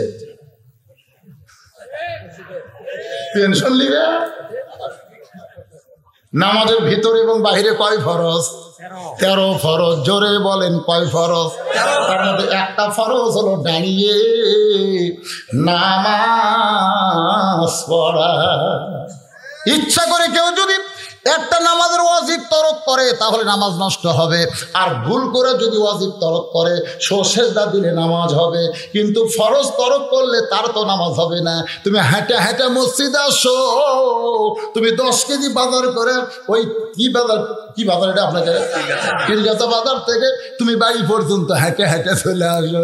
তুমি হাঁটতে পারো, কিন্তু চেয়ারত গেলে তুমি চেয়ারম্যান কেন হও? কোন আসনে তুমি চেয়ারম্যান? কোনটি ভোটটাছে? আল্লাহর বান্দার একটু মনোযোগ দেন। ওমর ফারুকের মতন যদি নেতা থাকতো, বাংলাদেশে একটা চেয়ারও মসজিদের মধ্যে ঢুকতো না। ধরে কোন কথা ঠিক কিনা? একটু মনোযোগ দিয়ে শোনেন। ওমর ফারুক বলে, রাখাল ভাই বরং আজানের গুরুত্ব দিও। হযরত নামাজ সামনে কাতারে আদায় করলে তুমি হযরত ওমরকে দেখতে পাবা। রাখাল বললেন, পথিক শুধুমাত্র হযরত ওমরকে দেখার জন্যে আমাকে ফজরের নামাজ সামনে কাতারে আদায় করা লাগবেই ইনশাআল্লাহ। এতদিন রাখাল নামাজ পড়েছে বারান্দায়, কিন্তু আজকে নামাজ পড়বে কোন কাতারে? যেই মাত্র মুয়াজ্জিন আজান দিয়েছে, এতদিন রাখাল কিন্তু ঢিল ঢাল মতো হেঁটেছে, কিন্তু আজকে আর ঢিলা ঢালা নাই।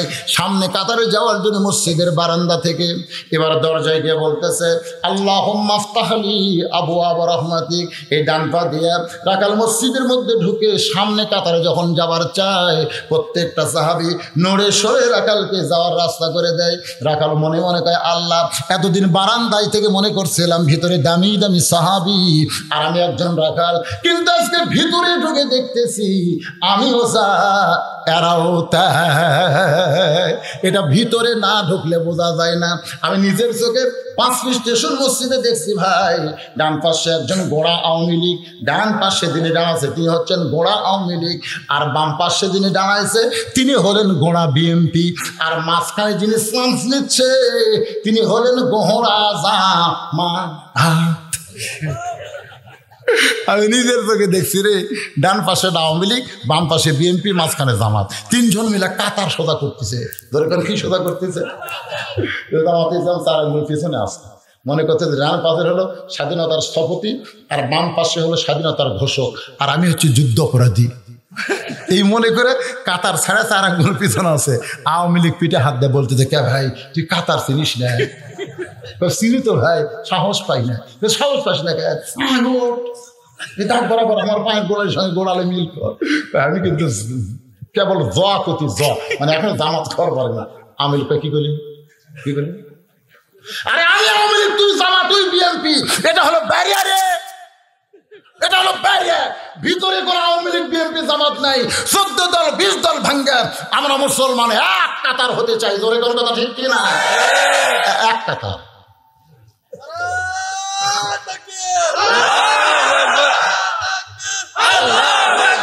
দুনিয়ার মুসলমান আপনারা একজন আওয়ামী লীগ, একজন বিএনপি, একজন জামাত হতে পারেন, কিন্তু আল্লাহ ব্যাপারে আমাকে কোনো দল আছে? নবীর ব্যাপারে কোনো দল আছে? টাকলা উড়ের তো আওয়ামী লীগের লোক, তাকে আওয়ামী লীগের লোক না। তুমি কোন দলের লোক? কোন দলের লোক? তার মানে বোঝা গেল আওয়ামী লীগ দলের মধ্যে থাকাও যদি আলেম ওলামার বিরুদ্ধে, ইমান ইসলামের বিরুদ্ধে কথা কয়, আওয়ামী লীগ পর্যন্ত তাকে মানে নেয় না। ধরে কোন কথা ঠিক কিনা? আল্লাহর বান্দারা একটু মনোযোগ দিয়ে শুনবেন। রাকাল যাইতে যাইতে একেবারে সামনে কাতারে মেহরাব বরাবর পিছনে রাকাল ফজরের 2 রাকাত সুন্নত নামাজ পড়েছে। ফজরের পূর্বে 2 রাকাত সুন্নত আছে না নাই? সর্বসাকল্যে কয় রাকাত? 12 রাকাত সুন্নত আপনাদের পড়তেই হবে। তার মধ্যে জোহরের পূর্বে হলো 4 রাকাত, জোহরের পরে হলো 2 রাকাত। তাহলে এক জোহরের মধ্যে 6 রাকাত সুন্নত আছে না নাই? মাগরিবের পরে হলো 2 রাকাত, এশার পরে হলো 2 রাকাত, আর ফজরের আগে হলো 2 রাকাত। এই 12 রাকাত সুন্নতকে বলা হয় সুন্নতে মুআক্কাদা। রাকাল 2 রাকাত সুন্নত পড়ে চুপটি করে বসে আছে। এমন সময় একজন সাহাবী মসজিদের মধ্যে ঢুকে দেখে জায়গা দখল। একজন সাহাবী সেই জায়গায় নামাজ পড়ে সেই জায়গা দখল হয়ে গেছে। ওই সাহাবীর নাম হলো ওসমান গনি।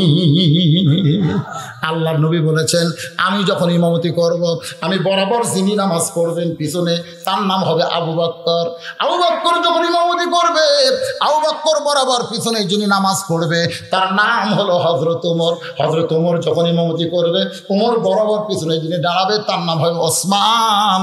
ওসমান যখন ইমামতি করবে, ওসমান বরাবর পিছনে যিনি নামাজ পড়বে, তার নাম হলো আলী। আলী যখন ইমামতি করবে, আলী বরাবর পিছনে। নবী আর বলেন না, সাহাবীরা বলে ইয়া রাসূলুল্লাহ, আলী বরাবর পিছনে কে দাঁড়াবে? রাসূল বললেন, মা ইয়ানতিকু আনিল হাওয়া ইন হুয়া ইল্লা ওয়াহয়ুন ইউহা। আমি নবী ততক্ষণ পর্যন্ত বলতে পারি না যতক্ষণ পর্যন্ত আল্লাহ আমাকে না বলায়। এই আলী পর্যন্তই বলার হুকুম পেয়েছি। এই আলী পর্যন্তই হলো খোলাফায়ে রাশেদা। তাহলে হযরত ওমর যখন ইমামতি করবে, ওমর বরাবর পেছনে যিনি দাঁড়াবে, তার নাম কি? এ সবাই জোরে কর না এক বাক্যে, তার নাম কি? জায়গা দখল। আল্লাহ রাসূল বলেছেন, মসজিদে কেউ যদি কোনো জায়গা দখল করে, সে নিজের ইচ্ছায় জায়গা যদি না ছাড়ে, তাকে জোর করে সেখান থেকে সরানো যাবে। ওসমান করে রাখালের পাশে দাঁড়ায় ফজরের 2 রাকাত সুন্নত নামাজ পড়ে রাখালার চেহারার দিকে 3 বার তাকাইছে। কিতাবে আছে মাত্র 3 বার। জোরে কোন কয়বার? 3 বার।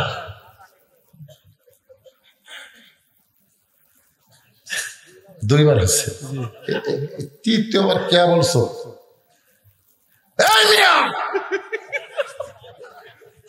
বারবার কি দেখো? ওসমান গনি ভয়ের ঠেলায় দাঁড়ায় গেছে। একে দাঁড়াইছে কারণ রাসূল বলেছে, আমার যত সাহাবী ছিল সবচাইতে নরম কলিজার সাহাবী হলো 2 জন, একটা আবু বকর আর একটা ওসমান। ওসমান গনি লাফ দিয়ে দাঁড়ায়, থরথর করে কাঁপিয়ে কই, এই মানুষ কেরে? আসলে মূর্খ মানুষের দিকে বেশি তাকানো যাবে না। শিক্ষিত মানুষের দিকে সারাদিন তাকায় থাকেন, ও কিন্তু কোনো বিরক্ত হবে না। আর মূর্খর দিকে খালি 2 বার তাকায়। যারা ভ্যান টান চালায়, রাস্তা থেকে একটু ব্যাক সাইড করছে, খালি তাকায় থাকবে। হুজুর কি দেখতেছেন? মনে হয় আমার ধরে মারবি রে। আমি কই, শোন বাবা, অটো ভ্যান চলাস, ব্রেক দুর্বল রে, চাকা চিকন রে, একটু আস্তে চলা, তোরাই পড়বো তোরাই মরবো। তোর কথা ঠিক কিনা?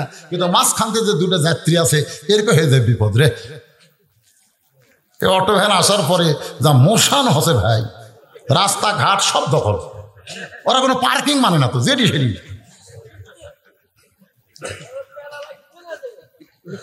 না অটো ভ্যানারা আবার রাগ করেন না। আমার মনে হয় বাংলাদেশে যত মানুষ তার সাথে বেশি ভ্যান হচ্ছে। তারপরে বলি কে ভাই আজকে কি হলো, 600। আমি কি করে এই বাংলাদেশের মানুষ দেখি জিন পরি যাচ্ছে নাকি, কাক ভয়। পরে বুঝলাম যে এখনকার মানুষেরা এমন নবাব হসে যে 10 হাত আর হাঁটে না। 10 হাত আর হাঁটে না, তাহলে হাঁটতেছে বর্তমান ডায়াবেটিস রুগী চলে গেল। ওরা আর ভ্যানত চলে না রে।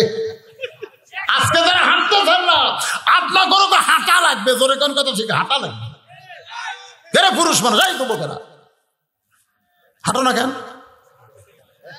দৈনিক দৈনিক সামনে ইমাম মেহেদী আলাইহিস সালাম আসতেছে, তো কি মনে করতেছেন এইরকম গাম্বুরা গাম্বুরা শরীরে মুমিন ইমান ঠেকাবে? ইমাম মেহেদী আলাইহিস সালাম আসতেছে, যুদ্ধ সামিল হওয়া লাগবে। প্রত্যেকদিন সকালে কাঁচা কাঁচা চাউল খাবেন, 1 মুঠ চাউল খায় 2 গিলাস পানি খাবেন, পানি খায় বুক ডন দিবেন 100 টাকা করে। আর মেয়ে মানুষের দড়ি খেলে না, দড়ি, এই দড়ি খেলা বলতেন না, মেয়ে মানুষের দড়ি খেলে, ওই দড়ি আপনি 100 বার এরকম ঘুরাবেন আর লাফাবেন। যুবকের সাইজ হবে সাইজ বাঘের মতন। এখন তো সব চোখ ডেবে গেছে, সারাদিন খালি ফেসবুক এই এই এই করতেছে।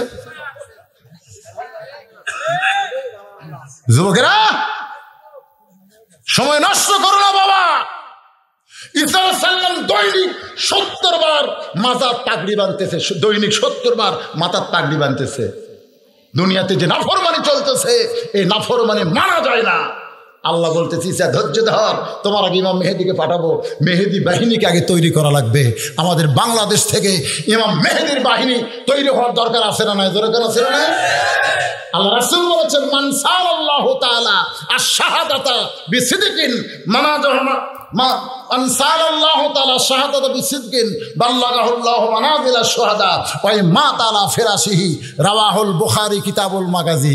ইমাম মেহেদীর সঙ্গী হওয়ার সাথী হওয়ার নিয়তে শাহাদাতের তামান্না নিয়ে ইসলামী আন্দোলনে যারা কর্মী হবে, ওই মা তাআলা ফিরাশিহি, সে যদি নিজের বিছানায় মৃত্যুবরণ করে, বাল্লাগাহুল্লাহু মানাজিলা শুহাদা, হাসরের ময়দানে আল্লাহ তাকে শহীদদের কাতারে দাঁড় করায় দিবে। তাহলে এখন থেকে চেষ্টা করার দরকার আছে না নাই? ওসমান গনি দাঁড়ায় কাঁপতে কাঁপতে বলতে ভাইজান আমি আপনার দিকে বারবার 3 বার তাকাইছি, আপনি এত গরম হয়েছেন কেন? বলে আমি রাখাল। ওসমান গনি বুঝবার পারছে রাখাল হলে তার ভাষা কোনোদিন নরম হওয়া চলবে না। আল্লাহ রাসূল বলেছেন প্রত্যেকটা অভিভাবককে আল্লাহ রাখালের দায়িত্ব দিছে। সুবহানাল্লাহ কবেন না? প্রত্যেকটা অভিভাবককে আল্লাহ কিসের দায়িত্ব দিছে? রাখাল। এখন আপনি হয়তো ভাবতেছেন হুজুর আমি তো অভিভাবক, কিন্তু আমার তো গরু ছাগল নাই, আমি কিসের রাখালি করব? আপনি চোখ বন্ধ করে দেখেন, আছে আছে, চোখ বন্ধ করেন, 45 বছরের একটা গাভী আছে, 22 বছরের একটা আইডিয়া আছে, দেখেন চোখ বন্ধ করে দেখেন। 17 বছরের একটা বকনা আছে, দেখেন না কেন, ভালো করে দেখেন। 45 বছরের গাভী হলো আপনার বউ, মাঝে মধ্যে ভারতের স্টার জলসা দেখে, ধরে কোন কথা ঠিক কিনা? আর 22 বছরের আইডিয়া হলো আপনার ছেলে স্কিন প্যান্ট পরে রাস্তাঘাটে ঘরে ডানায় পেশাব করে। আর 17 বছরের বকনা হলো আপনার মেয়ে প্লাজো টাকনোর উপরে বলে হাই হিল পরে কিল কিল কিল কিল করে। এই 3টার উপর আপনার রাখালি করার দায়িত্ব আছে না নাই? ধরে কেন আছে না?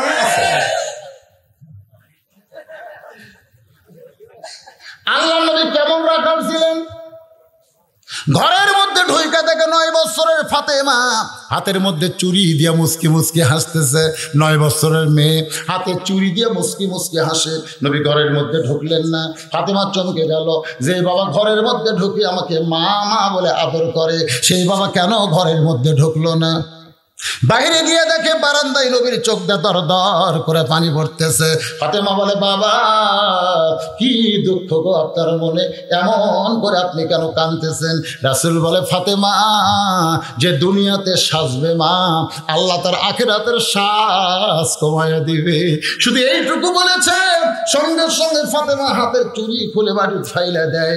নবী দৌড়ে গিয়ে চুড়ি দুইটা করে জামার পকেটের মধ্যে ঢোকায়। ফাতেমা বলে, বাবা যেই ছুরি হাতে দেওয়ার কারণে আপনি ঘরে ঢুকলেন না, সেই ছুরি ফাইলা দিলেন, আপনি পুরো পকেটের মধ্যে কেন ঢুকাইলেন? রাসূল বলে, ফাতেমা তুই আমার কাছে আয় রে মা। এই ফাতেমা কাছে আইছে, নবী ফাতেমার হাতে একটা চুমা দেয়, কপালে একটা চুমা দেয়, বলে, ফাতেমা এই দুইটা ছুরি আমি যত্ন করে রাইখা দিলাম মা, একদিন তোর কানে তোর কান্নাকে নাকফুল পরায় দিব, একদিন তোর কানে কানের দুল পরায় দিব, একদিন তোর গলায় মালা পরায় দিব। ফাতেমা বলে, কবে কবে কবে? আল্লাহর নবী বললেন, যেদিন তোমার বিবাহ হবে। ও ফাতেমা, মেয়েরা কেবলমাত্র এক ব্যক্তির জন্য সাজতে পারবে, এক ব্যক্তির জন্য সাজতে পারবে মা, সেই ব্যক্তি হলো তার স্বামী। স্বামী ছাড়া অন্য কোনো পুরুষের জন্য মেয়েরা সাজতে পারবে না। সেই ফাতেমা খাদিজাতুল কুবরা একদিন নবীর হাত ধরে কাঁদতেছে। রাসূল বলে, খাদিজা কান্দো কেন? বলে, হুজুর 63 বছর বয়স হয়ে গেল, যে কোনো সময় আমার মৃত্যু হবে, মরার আগে আমার কি খুশির খবর নাই? আল্লাহ রাসূল বললেন, আমার কাছে আসো, তোমাকে খুশির খবর দেই। এই দুনিয়াতে 10 জন পুরুষকে আল্লাহ জান্নাতের সার্টিফিকেট দিচ্ছে, 10 জন নারীকেও আল্লাহ জান্নাতের সার্টিফিকেট দিচ্ছে। খাদিজা বলে, হুজুর 10 জন নারীকে কাকে কাকে আল্লাহ জান্নাতের সার্টিফিকেট দিল? আল্লাহ রাসূল বললেন, পুরুষের মধ্যে 1 নম্বর হলো আবু বকর, আর নারীদের মধ্যে 1 নম্বর হলো খাদিজাতুল কুবরা। যেই বয়সে 1 নম্বর জান্নাতি খাদিজাতুল কুবরা, সঙ্গে সঙ্গে মা খাদিজা লাভ দৌড়ে মুসকি মুসকি হাসতেছে। রাসূল বলে, খাদিজা আনন্দ তো ভালোই লাগতেছে। বলে, হুজুর 1 নম্বর জান্নাতি। আল্লাহ রাসূল বলে, খাদিজা আপনি যদি 1 নম্বর জান্নাতি হন, তাহলে 2 নম্বর জান্নাতি মেয়ে কে হবে? খাদিজা পুরুষের মধ্যে 2 নম্বর ওমর, 3 নম্বর ওসমান, 4 নম্বর আলী, তাহলে মেয়েদের মধ্যে 1 নম্বর খাদিজা হয়েছে, 2 নম্বর কে হলে ভালো হয়? খাদিজা বলে, নবী গো 2 নম্বর আমার কলিজার টুকরা ফাতেমা হইলে ভালো হয়। আল্লাহর নবী বলেন, খাদিজা আল্লাহ আপনার পেট থেকে 4টা মেয়ে দিছে। ধরে কোন কয় মেয়ে? 4টা মেয়ে দিছে। রুকিয়া, জয়নাব, কুলসুম আর ফাতেমা। আপনি রুকিয়া, জয়নাব, কুলসুমার কথা বাদ দিয়ে আপনি ফাতেমার 2 নম্বর হওয়ার কথা কেন বলতেছেন? খাদিজা মুসকি মুসকি হাসের বলে, নবী গো আপনি হলেন বাবা, আপনি বুঝবেন না, আপনি বুঝবেন না। কারণ বাবা আনন্দে মাতিয়া সাগরে ভাসাইয়া সেই যে চইলা যায় খবর লয় না। মাজন ধরিয়ায় উদরে কতই কষ্ট করে, 10 মাস পরে হয় প্রসবের বেদনা। এমন দরদি ভাবে কেউ হবে না আমার মা গো। আমার 4টা মেয়ের মধ্যে ফাতেমা যখন আমার পেটে ছিল, আমি তখন বুঝতে পেরেছি। ফাতেমা যখন প্রসব হয়েছে, তখন আমি বুঝতে পেরেছি ফাতেমা যেমন তেমন কোনো মেয়ে নয়। সোনাল্লাহ কর না কে? আল্লাহ রাসূল বললেন, খাদিজা আপনার কথা আল্লাহ বলা যাচ্ছে না। খাদিজা বললেন, হুজুর কেন? রাসূল বললেন, তুমি হইলে 1 নম্বর জান্নাতি। খাদিজা আপনি হইলে 1 নম্বর জান্নাতি, কিন্তু আপনার ফাতেমা তো জান্নাতি নয়। খাদিজা দৌড়ে এসে নবীর মুখ ধরে বলতে, হুজুর ফাতেমা যদি জান্নাতি না হয় তাহলে ফাতেমার খবর কি? রাসূল বললেন, জান্নাতি নারীদের নেত্রী। আপনার তো সুবহানাল্লাহ করলেন বারে, কিন্তু খাদিজা তো সুবহানাল্লাহ কয় না। আপনার তো সুবহানাল্লাহ করলেন, বুঝলেন না দেখে, কিন্তু খাদিজা সুবহানাল্লাহ কয় না। মুখ বেঁকা করে নবীর কাছে বসে বলতেছে, পাল্টা দেন, পাল্টা দেন, আমাকে জান্নাতি নারীদের নেত্রী ঘোষণা করেন, আর ফাতেমাকে 1 নম্বর জান্নাতি বলেন। নবী বুঝতে পারলেন মেয়েদের স্বভাব হলো নেত্রী হওয়া। জোরে কোন কি হওয়া? 1 নেত্রী ক্ষমতায় থাকবে, আর 1 নেত্রী জেলখানার ঢুকে থুবে। জোরে কোন কথা ঠিক? এত অসুস্থ ভাই রে, মরিয়া যাবি।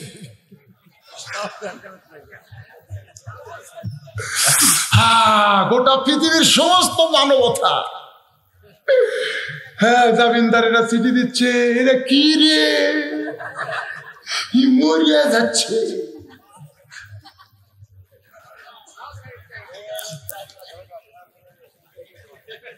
কথা কথা এবারে কি হচ্ছে, বসি চৌটি চোরকে পরিচয় আপনার এখনো পাননি। এতক্ষণ ওয়াজ শোনার পর মালগুলো বুঝতে পারতেছেন না, এরা কোন পেটের থেকে বাড়াতে বুঝতে পারতেছেন না।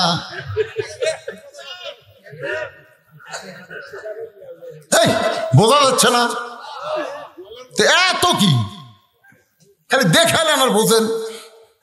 আসলে এরা পারবে না তো, কারণ এরা আমার এলাকায় লোকের জায়গায় হুজুর 11 মাস আমার খিদে নেই, খালি রোজার মাসও খিদে। 11 মাস আমার খিদে লাগে না, 30টাও লাগে না, আর রোজার মাসের চাঁদ ওঠার পর থেকে হেইরে খিদে আমার বেড়া যায়। হুজুর আমার অপরাধ কি?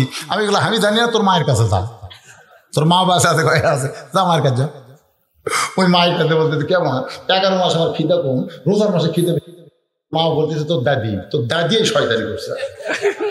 তুই যখন আমার পেটত ছিলি তখন তোর দাদি কি কইছে, ওই পেটের দাগ সাইজ করার জন্য রোজা থাকতে আমার নিষেধ করছে। আমি রোজা থাকলে তুই নাকি শুকে দেবো, এই যে রোজার মাসে আমি খাইছি তুইও খাইছি। রোজার মাসও তোর পেটের মধ্যে খাওয়ার অভ্যাস আছে, আর বাইরে হয়ে তুই খাওয়া বন্ধ করে পারিস। এরা পেটের মধ্যেই ঘোরার অভ্যাস আছে, ওরা বাইরে এসে ঘোরা বন্ধ করবি। কি বলতেছে খাদিজা, আমি মা, আমি জানি কোন মেয়ে আমার কিরকম, এটা পেটের মধ্যে থাকতে আমি বুঝতে পেরেছি। বলেন সুবহানাল্লাহ। আপনি তো বাবা, আপনি কি বুঝবেন? আপনি আনন্দে মাতে সাগরে ভাসে সেই যে চলে গেছেন, খবর লেছেন। আল্লাহর নবী বললেন, খাদিজা মন কষ্ট নিও না, আল্লাহ যদি আমাকে দেয় আমি তো দিতে পারি না। আল্লাহ আমাকে ঘোষণা দেওয়ার কথা বলেছে, তুমি হইলে 1 নম্বর জান্নাতি, আর ফাতেমা হইল জান্নাতি নারীদের নেত্রী। সঙ্গে সঙ্গে খাদিজা নবীর হাতটা ধরে বলে, রাসূলুল্লাহ কোন আমলের কারণে আমি খাদিজাকে বাদ দিয়া ফাতেমাকে আল্লাহ খাতুনে জান্নাত ডিগ্রি দিল, এটা যতক্ষণ আপনি না বলবেন ততক্ষণ আমি খাদিজা আপনার হাত ছাড়বো না। এই বলে খাদিজা নবীর হাতটা চাইবা ধরেছে। আমার মা বোনেরা যারা পর্দায় আছে তাদের জন্য এই অবস্থা শোনার দরকার আছে না নাই? দরকার আছে না নাই? কোন আমলের কারণে মা ফাতেমাকে আল্লাহ খাতুনে জান্নাত ডিগ্রি দিল। আমার মা বোনেরা যারা পর্দায় আছেন একটু মনোযোগ দিয়ে কানটা ফেলায় দেন, কিছুক্ষণের বিরুদ্ধে আমি আপনাদেরকে সেই আমলটার কথা বলবো। আর আপনারা যারা বসে আছেন, আমার মা বোনেরা যদি ভালো হয় তাহলে আমাদের লাভ না লস? খুব আজকে আমরা বেড়া শান্তি পাই, বাড়ির মধ্যে শান্তি পাই না ভাই। বাড়ির মধ্যে গেলি খালি ঝাঁকর ঝাঁকর শুরু হয়। স্বামী কই তুই কলের গান নাকি রে? একবার বাপের বিরুদ্ধে, একবার মায়ের বিরুদ্ধে, একবার বোনের বিরুদ্ধে, মানে স্বামীর যে 14 গোষ্ঠী আছে এর বিরুদ্ধে সারাদিন খালি বক বক বক বক বক বক বক করে, জোরে একটু করেই দেয়। এই জন্য অনেক মরদ মানুষকে বাইরেই ভালো, সবারে বাড়ি যায় যাবো না আপনি রে অশান্তি রে। আজকে এই অবস্থা যখন করবো, মায়েরা শুনবে আগামীকাল থেকে আপনাকে বাড়ি যেন আল্লাহর জান্নাত হয়ে যাবে। খাতুনে জান্নাত কোন আমলের কারণে আল্লাহ দিয়েছে আমার মা বোনদের জন্য শুনতে হবে। কারণ খাদিজাতুল কুবরা নবীর হাতটা ধরে বসে আছে, ওগো নবী কোন আমলের কারণে আমাকে বাদ দিয়া আল্লাহ ফাতেমাকে খাতুনে জান্নাত ডিগ্রি দিল, এটা যতক্ষণ আপনি না বলবেন ততক্ষণ আমি খাদিজা আপনার হাত ছাড়ব না।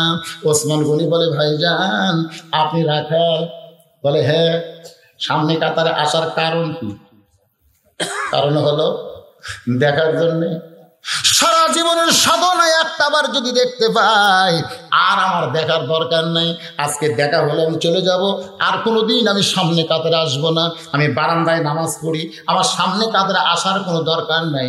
আজকে আইসি শুধু দেখার জন্যে। ওসমান গনি চুপটি করে বসে বলতেছে, ভাইজান আজকে আপনি দেখতে পারবেন তার কি গ্যারান্টি আছে? রাখাল বলে 1000 বার গ্যারান্টি আছে। ওসমান গনি বলতেছে, কয়েক বছর হলে সামনে কাতারে নামাজ পড়তেছি, এখন পর্যন্ত আমার দেখা হলো না। এখন পর্যন্ত আমি দেখতে পেলাম না। রাখাল বলে কি বলতেছেন ভাই? বলে কয়েক বছর হলে সামনে কাতারে নামাজ পড়ি, এখন পর্যন্ত আমি দেখতে পাইলাম না। ওসমান গনি যাকে দেখতে চাই তিনি হলেন নামাজের মালিক আল্লাহ, আর রাখাল যাকে দেখতে চাই তিনি হলেন আল্লাহওয়ালা। জোরে কোন ঠিক কিনা? রাখাল যাকে দেখবে তিনি কি? আল্লাহওয়ালা। জোরে কোন তিনি কি? ওসমান গনি যাকে দেখবে তিনি হলেন আল্লাহ। রাসূল বলেছে আনতাবুদুল্লাহ কাআন্নাকা তারাহু ফাইন লাম তাকুন তারাহু ফাইন্নাহু ইয়ারাকা।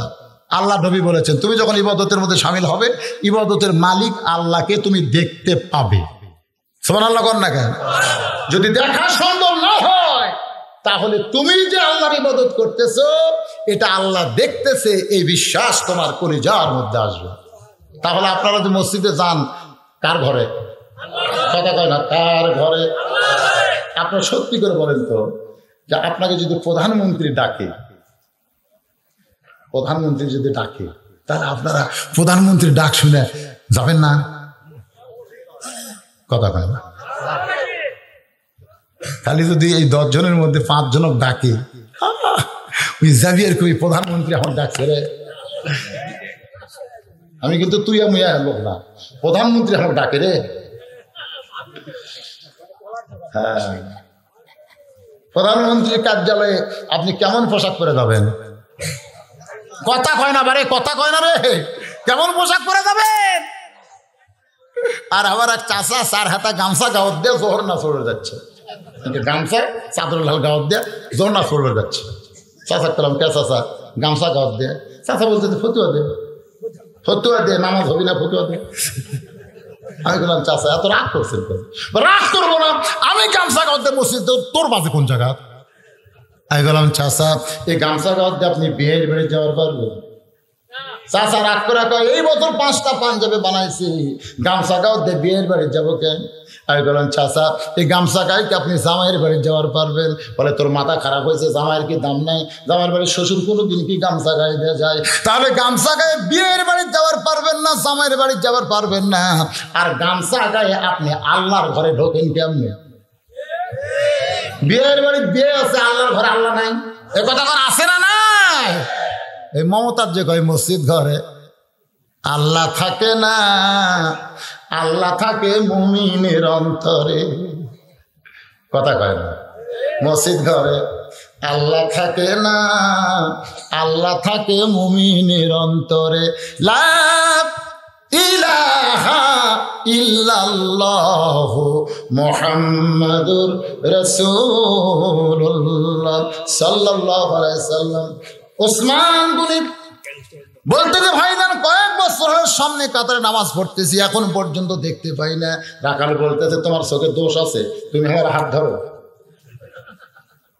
রাখাল ওসমান গনিকে বলতেছে তোমার চোখের মধ্যে দোষ আছে, তুমি আমার হাত ধরো, আমি নিজেও দেখবো এবং তোমাকে দেখাই দিব। সঙ্গে সঙ্গে ওসমান গনি রাখালের হাতটা চাইপা ধরেছেন। এমন সময় আল্লাহর কোরআনের তেলাওয়াত, ইয়া আইয়ুহাল্লাযীনা আমানু তাকুল্লাহা ওয়া কুনু মা'আস সাদিকিন।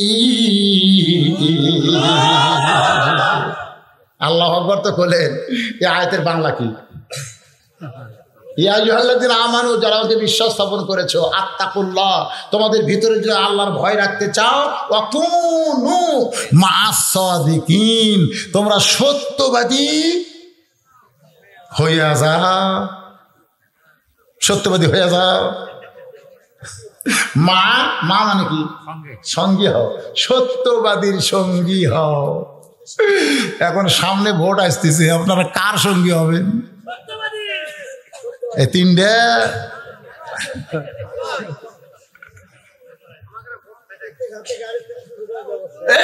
শোনেন শোনেন, আমি কথাটা কই, ভোটের কথা এখানে নাই। ওয়াকুনু মা'আস সাদিকিন, সত্যবাদীর সাথে হও। আপনারা বলেন তো বর্তমানে সত্যবাদী কারা?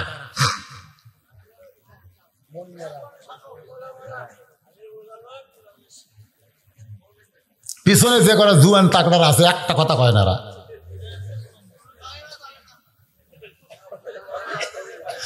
সত্যবাদী ওই ছোটবেলায় একটা গান শুনছিলাম, কলিকালের জামানা আসল বলতে মানা, হক কথা বললে তোমায় মারবে রে, আসল কথা বললে তোমায় জেলে দিবে রে। বর্তমানে যে সমস্ত আলেম ওলামারা জেলের মধ্যে আছে, মনে করেন কোন অপরাধ করে তারা জেলের মধ্যে নাই, তারা হক কথা বলার অপরাধে জোরে কোন ঠিক কিনা ভাই? ভাইজান কখনো সাদিকিন। রাখালের হাত কে ধরছে? ওসমান গনি। ওসমান খালি ওসমান কর না পারে, হ্যাঁ ওসমান গনি করে। কি আপনাকে দক্ষিণ পাড়া ওসমান নাকি? ওসমান গনি রাখালের হাতটা চেপে ধরে বসে আছে। কিছুক্ষণ পরে নামাজের সময় হয়েছে। নামাজের যখন সময় হয়, তখন জামাতের সময় যখন হয়েছে, তখন আকামত শুরু হয়েছে। যেই মাত্র আকামত শুরু হয়েছে, এমন সময় হযরত ওমর মেহরাবের মধ্যে ঢুকতেছে। এই যে 3-4টা মিনিট একটু মনোযোগ দিয়ে কথাগুলো শুনবেন, তাছাড়া কিন্তু এই শেষে যে পেঁয়াজ খাবে। মেহরাবের মধ্যে হযরত ওমর ঢুকছেন। এখন আপনারা চিন্তা করেন, হযরত ওমর মেহরাবের মধ্যে কোন দিকটা ঢুকলো? আজকে আমাদের বাংলাদেশের ইমামেরা মসজিদের মেহরাবে গেলে দরজা দিয়ে ঢোকা লাগে, কিন্তু হযরত ওমর মেহরাবে ঢুকছে দরজা দিয়ে না। কারণ যখন কোরআনের শাসন চালু হবে, তখন মসজিদের ইমাম মানে সমাজের নেতা হবে, আর নেতার জন্য একটা রেস্টরুম থাকবে এই মেহরাব বরাবর ওই ঘরে। সেই ঘর থেকে হযরত ওমর সেই মেহরাবের মধ্যে রাখাল যখন মুয়াজ্জিন যখন বলতেছেন কদ কামাতিস সালাত কদ কামাতিস সালাত, সঙ্গে সঙ্গে রাখাল আল্লাহু আকবার। ওসমান গনি রাখালের হাত ছাড়া দিয়েছে। এতক্ষণ যে হাত ধরে আসছিল সে হাতটা ছাইড়া দিয়েছে। ছাড়াতে বলছে যে ভাইজান, ইমাম যদি ভুল করে মুসল্লি লোকমা দেয়, এখন আকামতই শেষ হয় নাই আর তুমি আল্লাহ আকবার লোকমা দিলে। রাখাল বলতেছে এই জন্যই তো তুমি কানা, এই জন্যই তুমি দেখবার পাও না। আমি কি জন্য লোকমা দিলাম মিয়া তুমি জানো না? সঙ্গে সঙ্গে দ্বিতীয় কাতারে একজন সাহাবী দৌড়ে এসে রাখালের হাতটা ধরে হেঁচকা টানতে বলে, তোকে দেখি আমার সন্দেহ হয়েছিল, তুই যারে কানা কানা বলতেছিস এই মহামানবকে তুই চিনিস? রাখাল বলতেছে এই ভিতরের কাউকে আমি চিনি না, আমি বারান্দায় নামাজ পড়ি ভাইজান। সাহাবী বলে রাখাল, তুই যারে কানা কানা বললি এই মহামানব হলো আল্লাহ নবীর ডবল জামাই ওসমান গনি। রাখাল ছোট বাচ্চার মতন ফোপায়ের কান্দে। আমি কোনোদিন ভিতরে ঢুকতে চাইনি। এই দামি দামি সাহাবী আমি চিনি না, এই দামি দামি সাহাবীর মধ্যে আমি রাখাল কেমনে ঢুকবো? কিন্তু ওই পথিক আমার সর্বনাশ করছে। এভাবে আঙ্গুল তুলে ওমর ফারুকের দিকে তাকায় বলতেছে, ওই পথিক আমার সর্বনাশ করেছে। ওই পথিক আমারে কইছে যদি হযরত ওমরকে দেখতে চাও তাহলে সামনে কাতারে মেহরাব বরাবর তাকায় দেখবা, যেই মানুষটা মেহরাবের মধ্যে ইমামতি করবে ওই মানুষটি হলো হযরত ওমর।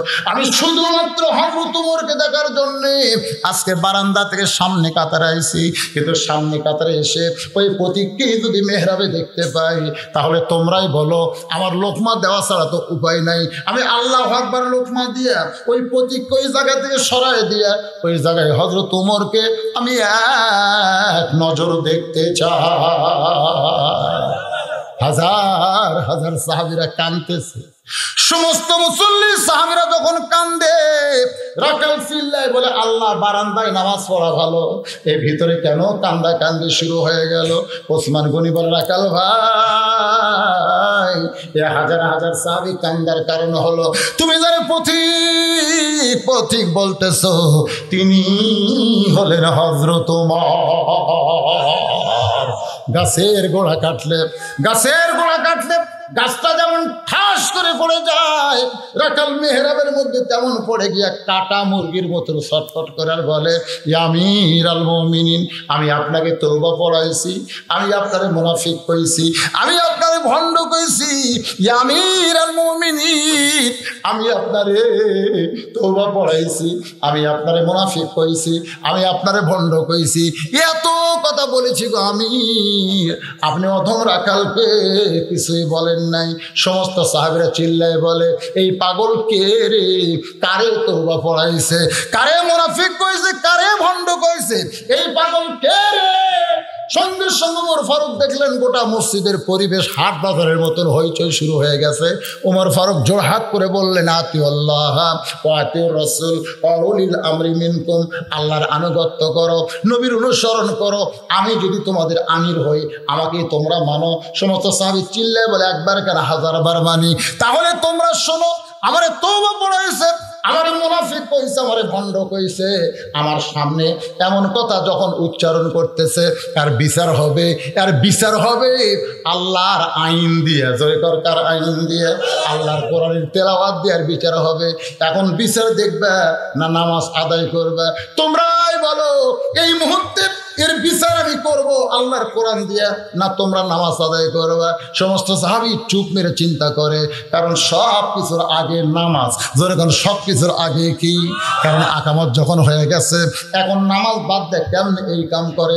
ওমর ফারুক বললেন, রে মুসল্লি সাহাবীরা, মাত্র ফজরের ফরজ 2 রাকাত নামাজ পড়ানোর পরে আমারে তওবা পড়াইছে, আমারে মুনাফিক কইছে, আমারে ভণ্ড কইছে। আল্লাহর কোরআন দিয়ে বিচার হবে। তোমরা কারা কারা বিচার দেখবে? সমস্ত সাহাবী এক বাক্যে বলতেছে, আমরা যতক্ষণ না দেখবো ততক্ষণ এখান থেকে নড়বো না। ও বাজান, সাহাবীরা হযরত ওমরের কাছ থেকে ফজরের 2 রাকাত নামাজের পরে বিচার না দেখে নড়বে না। আমি সেই বিচার আল্লাহর কোরআন থেকে আপনাদের সামনে উপস্থাপন করব। কারা কারা শুনবেন আমার আল্লাহকে একটু হাত দেখান। লিল্লাহি তাকবীর। আচ্ছা, হাত নামান। কারা কারা শুনবেন না হাত তোলেন তো দেখি। মাত্র 2 রাকাত ফরজ নামাজ। ফজরের ফরজ কয় রাকাত? এই 2 রাকাত নামাজ আদায় করতে কতক্ষণ লাগবে? মানে যাই যেমন নামাজ পড়ে তাই তেমন মারতিছে। ওটি থেকে কে যেন কাছে 3 মিনিট, একজন লাস্টে বলছে 12 মিনিট, 5 মিনিটে করছে। আচ্ছা, একটা সগলি মিলে একটা ফয়সালা করলে কেমন হয়? 10 মিনিট। হ্যাঁ, 10 মিনিট। এই 10 মিনিট আপনাদের মসজিদের উন্নয়ন কল্পে একটু আপনাদের কাছে রুমাল যাবে, চাদর যাবে। একটা লোকও কিন্তু উঠবে না, উঠলি প্যারালাইসিস, উঠলি আর প্যারালাইসিস। এখানে উঠে দেখেন 1 মাসের মধ্যে না হলে তারপরে হয় না, হয় না, প্যারালাইসিস হঠাৎ হয় না। হ্যাঁ, ছেলেরাই যারা শুধু মসজিদ কমিটির ভলেন্টিয়ার, আমি তাদেরকে বলবো আপনারা ব্যাগ নেন, রুমাল নিয়ে ভিতরে নামেন। এখানে যদি কেউ থাকে হুজুর ব্যাগের মধ্যে আমি 500, 1000, 2000 আল্লাহর গায়ের রং কেমন এটা দুনিয়ার কোনো পুরুষ কি জানে? খাদিজা বলতে পর্দাইশী, আমার ফাতেমা পর্দার ভিতরে জন্ম নিয়েছে। আল্লাহ রাসূল বলেন, আপনি শুধু ফাতেমার জন্মটা পর্দার বিষয়ে জানেন, কিন্তু আমি নবী বলতেছি ফাতেমা পর্দার ভিতরে বড় হবে, আবার পর্দার মধ্যে দুনিয়া থেকে বিদায় নিবে। ফাতেমার কবরকে আল্লাহ দুনিয়ার মানুষের কাছে পর্দা করে দিবে। শুধুমাত্র পর্দা বেশি হওয়ার কারণে আল্লাহ আপনাকে বাদ দিয়া আপনার ফাতেমাকে খাতুনে জান্নাত ডিগ্রি দিয়েছে। আমি মা বোনদের জন্য বলবো, মা, সেই ফাতেমা যদি জান্নাতের নেত্রী হয়, আর সেই ফাতেমার সঙ্গে যদি জান্নাতে যাওয়ার চান, তাহলে বেপর্দা হয়ে কোনোদিন যাওয়া যাবে? জোরে বলেন, যাবে? এই জন্য ফাতেমার সঙ্গে জান্নাতি হবার গেলে মায়েদেরকে পর্দার মধ্যে থাকতে হবে। মেয়েরা যদি পর্দার মধ্যে আসে, সব ইবাদত করা তার জন্য সহজ আল্লাহ করে দিবে। জোরে কোন সুবহানাল্লাহ। ফজরের 2 রাকাত নামাজ শেষ। 2 রাকাত। ওমর ফারুক বললেন, ইন্নাল্লাহা ইয়ামুরুকুম আন তুআদ্দুল আমানাতি ইলা আহলিহা ওয়া ইযা হাকামতুম বাইনান নাস আন তাহকুমু বিল আদল। রে সাহাবীরা, আমি বিচারপতি নই, বিচারপতি হলো আমার আল্লাহ। আলাইসাল্লাহু বিআহকামিল হাকিমিন। তোমরা সবাই নামাজের মধ্যে চিন্তা করছো যে নামাজ শেষ করে আমি ওমর বিচার করব। আমি বিচারপতি না, বিচারপতি কে? আজকে আমাদের বাংলাদেশের বিচারপতিরা যদি বিশ্বাস করতো যে আমরা বিচারপতি না, আলাইসাল্লাহু বিআহকামিল হাকিমিন, আসল বিচারক কে? তাহলে বিচারের নামে আমাদের দেশে এরকম প্রহসন হতো না। প্রধান বিচারপতিকে আবার 11 বছর জেল দেওয়া লাগতো না। জোরে কোন কথা ঠিক কি না? আসলে কি দিয়ে বিচার হয়, কি দিয়ে বিচার হচ্ছে আমরা সবাই জানি। এই ব্যাপারে আমার বলার কোনো দরকার নাই। ওমর ফারুক যেই নামাজ শেষ, সালাম ফেরানোর পরে রাসূল কিন্তু 2 ওয়াক্তে সাহাবীর দিকে মুখ ঘোরায়, একটা আসর আর একটা হলো ফজর। ওমর ফারুক বসে থাকলেন না, দাঁড়িয়ে গেলেন। সামনে কাতারে রাখাল কিন্তু 2 রাকাত নামাজ ফরজের মধ্যে শুধুই কেঁদেছেন। তার একটাই বিবেকের দংশন, যাকে সারা জীবনে একবার দেখার কল্পনা, আর তাকে আমি তওবা পড়ালাম, তাকে আমি মুনাফিক করলাম, তাকে আমি ভণ্ড করলাম, আমি কি হয়েছি এই চিন্তা করেই বিবেকের দংশনে রাখাল কিন্তু 2 রাকাতের মধ্যে শুধু কান্নাই করেছে। ওমর ফারুক এক টানে রাখালকে বুকের মধ্যে দিলেন, রাখালের কপালে চুমো দিলেন, রাখালের কপালে চুমা দিয়া রাখালকে বুকের মধ্যে নিলেন। সমস্ত সাহাবীরা চিল্লায় বলে, ইয়া আমিরাল মুমিনিন, যে বলতেছে আপনাকে তওবা পড়াইছে, আপনাকে মুনাফিক কইছে, ভণ্ড কইছে, আপনি তার কপালে চুমা দিয়া তাকে বুকের মধ্যে নিলেন কেন? ওমর কান্দার বলে, সাহাবীরা রে, রাখালের এত কথা হজম করার পিছনে একটাই মাত্র কারণ, আমি রাখালের ভিতরে আল্লাহর কোরআন তেলাওয়াত দেখেছি। শুধুমাত্র আল্লাহর কোরআন তেলাওয়াত দেখার কারণে আমি এত কিছু হজম করেছি। আমি যদি হজম না করতাম তাহলে আল্লাহর কোরআন তেলাওয়াত আমি স্বচক্ষে দেখতে পেতাম না। আজকে যারা এখানে ওয়াজ শুনলাম ভাই, শুধু কোরআন শুনলে হবে না, বাস্তবে এই কোরআনের তেলাওয়াত, কোরআনের রাষ্ট্র, কোরআনের সমাজ আমাদের বাংলাদেশে চালু হোক, এই দৃশ্যটা আমাদের দেখার দরকার আছে না নাই? যদি দেখবার চাই তাহলে আমাদেরকে কোরআনের তেলাওয়াত, কোরআনের আন্দোলন, কোরআনের দলে আমাদের আসতে হবে। আল্লাহ আমাদের সবাইকে কবুল করুক। সকলে বলে আল্লাহুম্মা আমিন। আমার যে ভাইরা কষ্ট করে মেহনত করে মসজিদের উন্নয়ন কল্পে মাহফিল করেছে, আমি তাদেরকে বলবো আপনারাই মসজিদ করবেন। ব্যাগের মধ্যে রুমালে যাতেছে চট কেনা হবে, ঘরের মধ্যে বলছি কার্পেট কেনা হবে, কিন্তু মসজিদ নির্মাণ বাইরের মানুষের টাকা দিয়ে হবে না। এটা গ্রামের সবাই মিলে মসজিদ করতে হবে। আল্লাহ ইনশাল্লাহ তাদের দোতলা করার নিয়ত, দোতলা কেন 3 তলা হবে। আল্লাহ শুধু দোতলা 3 তলা না, এর সঙ্গে মুসল্লিও যেন আল্লাহ উন্নয়ন করায় দেয়। সকলে বলে আল্লাহুম্মা আমিন। আস্তাগফিরুল্লাহাল্লাযী লা ইলাহা ইল্লা হুয়াল হাইয়্যুল কাইয়্যুম ওয়া আতুবু ইলাইহি লা হাওলা ওয়ালা কুওয়াতা ইল্লা বিল্লাহিল আলিয়্যিল আযীম। আল্লাহুম্মা সাল্লি আলা মুহাম্মাদ। দরুদে ইব্রাহিম নামাজে যে দরুদটা পড়ে আপনারা সকলে পড়েন, আল্লাহুম্মা সাল্লি আলা মুহাম্মাদ ওয়া আলা আলি মুহাম্মাদ কামা সাল্লাইতা আলা ইব্রাহিম ওয়া আলা আলি ইব্রাহিম ইন্নাকা হামিদুম মাজিদ। আল্লাহুম্মা বারিক আলা মুহাম্মাদ ওয়া আলা আলি মুহাম্মাদ কামা বারাকতা আলা ইব্রাহিম ওয়া আলা আলি ইব্রাহিম ইন্নাকা হামিদুম মাজিদ।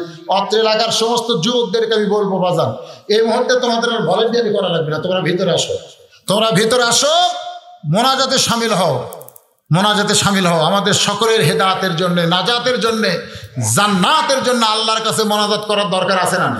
এজন্য সমস্ত যুবকদেরকে নিয়ে আমি একটু মোনাজাত করতে চাই। যুবকেরা ভিতরে আসো, বাবা ভিতরে আসো, সবাই ভিতরে আসো। ফজরের নামাজ আমাদেরকে জামাতের সঙ্গে আদায় করা লাগবে, মনে আছে? ওমরকে যদি দেখতে চাও ফজরের নামাজ সামনে কাতারে। আমরা যদি আল্লাহকে পেতে চাই, আল্লাহর নাজাত পেতে চাই, তাহলে আমাদের ফজরের নামাজ কোথায় পড়বেন? বাড়িতে পড়বেন, মসজিদে। আল্লাহ জামাতের সঙ্গে আদায় করার তৌফিক দান করুক। সকলে বলে আল্লাহুম্মা আমিন। আর কোন বিষয়?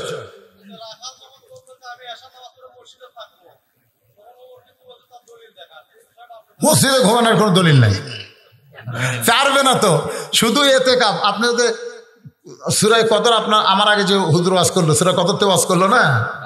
হ্যাঁ, লাইলুন মিন খায়রুম মিন আলফি লাইলাতুন খায়রুম মিন আলফি শাহর। একটা রাত আছে যে রাত সারা রাত ইবাদত করলে 1000 মাসের চাইতে সওয়াব বেশি। ওই একটা রাত ঘুম পাড়ার কথা না জাগার কথা? সালামুন হিয়া হাত্তা মাতলাইল ফজর। আর এই যে ইতিকাফ, রমজান মাসের শেষ দশকে একটা ইতিকাফ আছে না? এই ইতিকাফে আপনি মসজিদে ঘুমাতে পারবেন। এখন তাবলিগ ভাইয়েরা যারা মসজিদে ঘুমায়, তাদের বাইরে ঘুমানোর জায়গা নাই, দূর থেকে তারা আসে, আপনি দেখবেন তারা ইতিকাফের নিয়তেই কিন্তু মসজিদে ঘুমায়।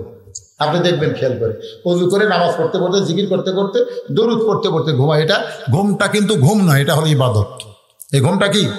ইবাদত। হ্যাঁ, এই এই তাসবিহ দলিল, সাদৃশ্য দলিল, কিন্তু ডাইরেক্ট দলিল শুধু ইতিকাফ। আল্লাহুম্মা আমিন। আল্লাহুম্মা আনতাস সালাম ওয়া মিনকাস সালাম তাবারাকতা ইয়া যাল জালালি ওয়াল ইকরাম। আয় আল্লাহ তাআলা, যারা কষ্ট করে মেহনত করে এত সুন্দর আয়োজন করে আজকে জান্নাতের বাগান লাগাই দিছে, মেহেরবানি করে আজকের মাহফিল তাদের সকলের হেদায়েতের জন্য, নাজাতের জন্য, জান্নাতের জন্য কবুল করো। এই মাহফিলের শুরু থেকে শেষ পর্যন্ত যত আলোচনা হলো, এর মধ্যে যদি ত্রুটি হয়, ভুল হয়, মাফ করে দিও। এর যা হাদিয়া মঞ্জুর করো। সবার মদিনায় নবী পাকের রওজা মুবারকে আল্লাহ তুমি কবুল করে নিও। তামাম আম্বিয়া কিরাম, আসহাবে কিরাম, তাবেঈন কিরাম, তাবেঈন কিরাম, তামাম পৃথিবীর মাটির নিচে যত মুমিন মুমিনা শুয়ে আছে আল্লাহ সকলের আরওয়াফের হাদিয়া কবুল করো। মাবুদ, আমরা যারা হাত তুলেছি, আমাদের মধ্যে জনম দুঃখনী মা যাদের কবরে চলে গেছে, আল্লাহ মেহেরবানি করে মায়ের কবর জান্নাতের টুকরা বানাও। বাবার বাড়িঘর সবই আছে, আমি সহ আমরা যারা বাবা হারাইতিব হয়ে গেছি, আল্লাহ মেহেরবানি করে বাবার কবরকে জান্নাতের টুকরা বানায় দাও। আমাদের দাদা দাদি, নানা নানি, আত্মীয় স্বজন, শ্বশুর শাশুড়ি যাদের কবরে চলে গেছে, আল্লাহ কবরবাসীদের তুমি মাফ করে দাও। মাবুদ, এ আটবাড়িয়া বামুনিয়া শাহী মসজিদকে তুমি কিয়ামত পর্যন্ত কবুল করো। এই মসজিদের জায়গা দিয়া মসজিদ তৈরি করে আজকে যারা কবরে চলে গেছে, এই মসজিদের ওসিলায় আল্লাহ তাদের কবরকে জান্নাতের টুকরা বানিয়ে দাও। আল্লাহ মসজিদ কমিটিকে কবুল করো। মসজিদের সভাপতি, মসজিদের সেক্রেটারি, মসজিদের সহসভাপতি, মসজিদের কেশিয়ার, মসজিদের সদস্য, মসজিদের দাতা সদস্য, মসজিদের ইমাম খতিব, মসজিদের মুসল্লি, আল্লাহ সবাইকেই তুমি জান্নাতি কবুল করো। মসজিদের আশেপাশে যাদের মতো বসবাস, আল্লাহ 5 ওয়াক্ত নামাজ মসজিদ জামাতের সঙ্গে আদায় করার তৌফিক দিয়ে দাও। আল্লাহ যারা নিয়ত করে নগদে বাকিতে আজকে দান করেছে, ব্যাগের মধ্যে দান করেছে, এখানে 50,000 টাকাও দান করেছে, 20,000 টাকাও দান করেছে, এখানে অনেকে বলে নাই গোপনে দান করেছে, আল্লাহ সকলের দানগুলোকে জান্নাতের বিনিময় হিসাবে কবুল করে নাও। আল্লাহ আমি গুনাহগার মাবুদ, যার 2খানা পছন্দ হয় সেই 2 হাতের ওসিলায় আজকের গোটা মাহফিলকে আল্লাহ তুমি কবুল করো। আল্লাহ করোনা ভাইরাস থেকে আমাদের বাংলাদেশকে তুমি হেফাজত করো। আল্লাহ আমার বাংলাদেশে নিয়ে কেউ ষড়যন্ত্র করুক, আল্লাহ সেই ষড়যন্ত্র করতে না পারে সেই তৌফিক তুমি দিয়ে দাও। আল্লাহ তাআলা আমার মা বোনেরা পর্দার অন্তরালে বসে বসে শুনে চাবেদা সালিহা পর্দানজি কবুল করে মা ফাতেমার চরিত্র দান করো। আমি সব আমরা যারা অসুস্থ আছি, আল্লাহ পুরোপুরি সুস্থতা দান করে দাও। আল্লাহ এখানে অনেকে দোয়া চাওয়া হয়েছে, আমার কাছে বলেছে হুজুর তাদের জন্য দোয়া করবেন। আজকে যেখানে থাকলাম মুরব্বী 86 বছর বয়স, এখনো সুস্থ আছে, আল্লাহ তুমি তাকে হায়াতে তাইবা দান করো। তার বিবি চলে গেছে দুনিয়া থেকে, তার কবরকে জান্নাতের টুকরা বানাও। আল্লাহ তার একটা ছেলেও দুনিয়া থেকে চলে গেছে। আল্লাহ মাবুদ, আল্লাহ আমরা কার জন্য দোয়া করবো? সবার জন্য সবাই দোয়া করবো। যেদিন আমাদের মৃত্যু হবে দিনটা যেন জুমার দিন হয়, মাসটা যেন রমজান মাস হয়, ইমানের সাথে ইজ্জতের সাথে এই দুনিয়া থেকে বিদায় নেওয়ার কালে আমাদের জবানে জারি করে দিও লা ইলাহা ইল্লাল্লাহু মুহাম্মাদুর রাসূলুল্লাহ সাল্লাল্লাহু। আসসালামু আলাইকুম ওয়া রাহমাতুল্লাহি ওয়া বারাকাতুহু।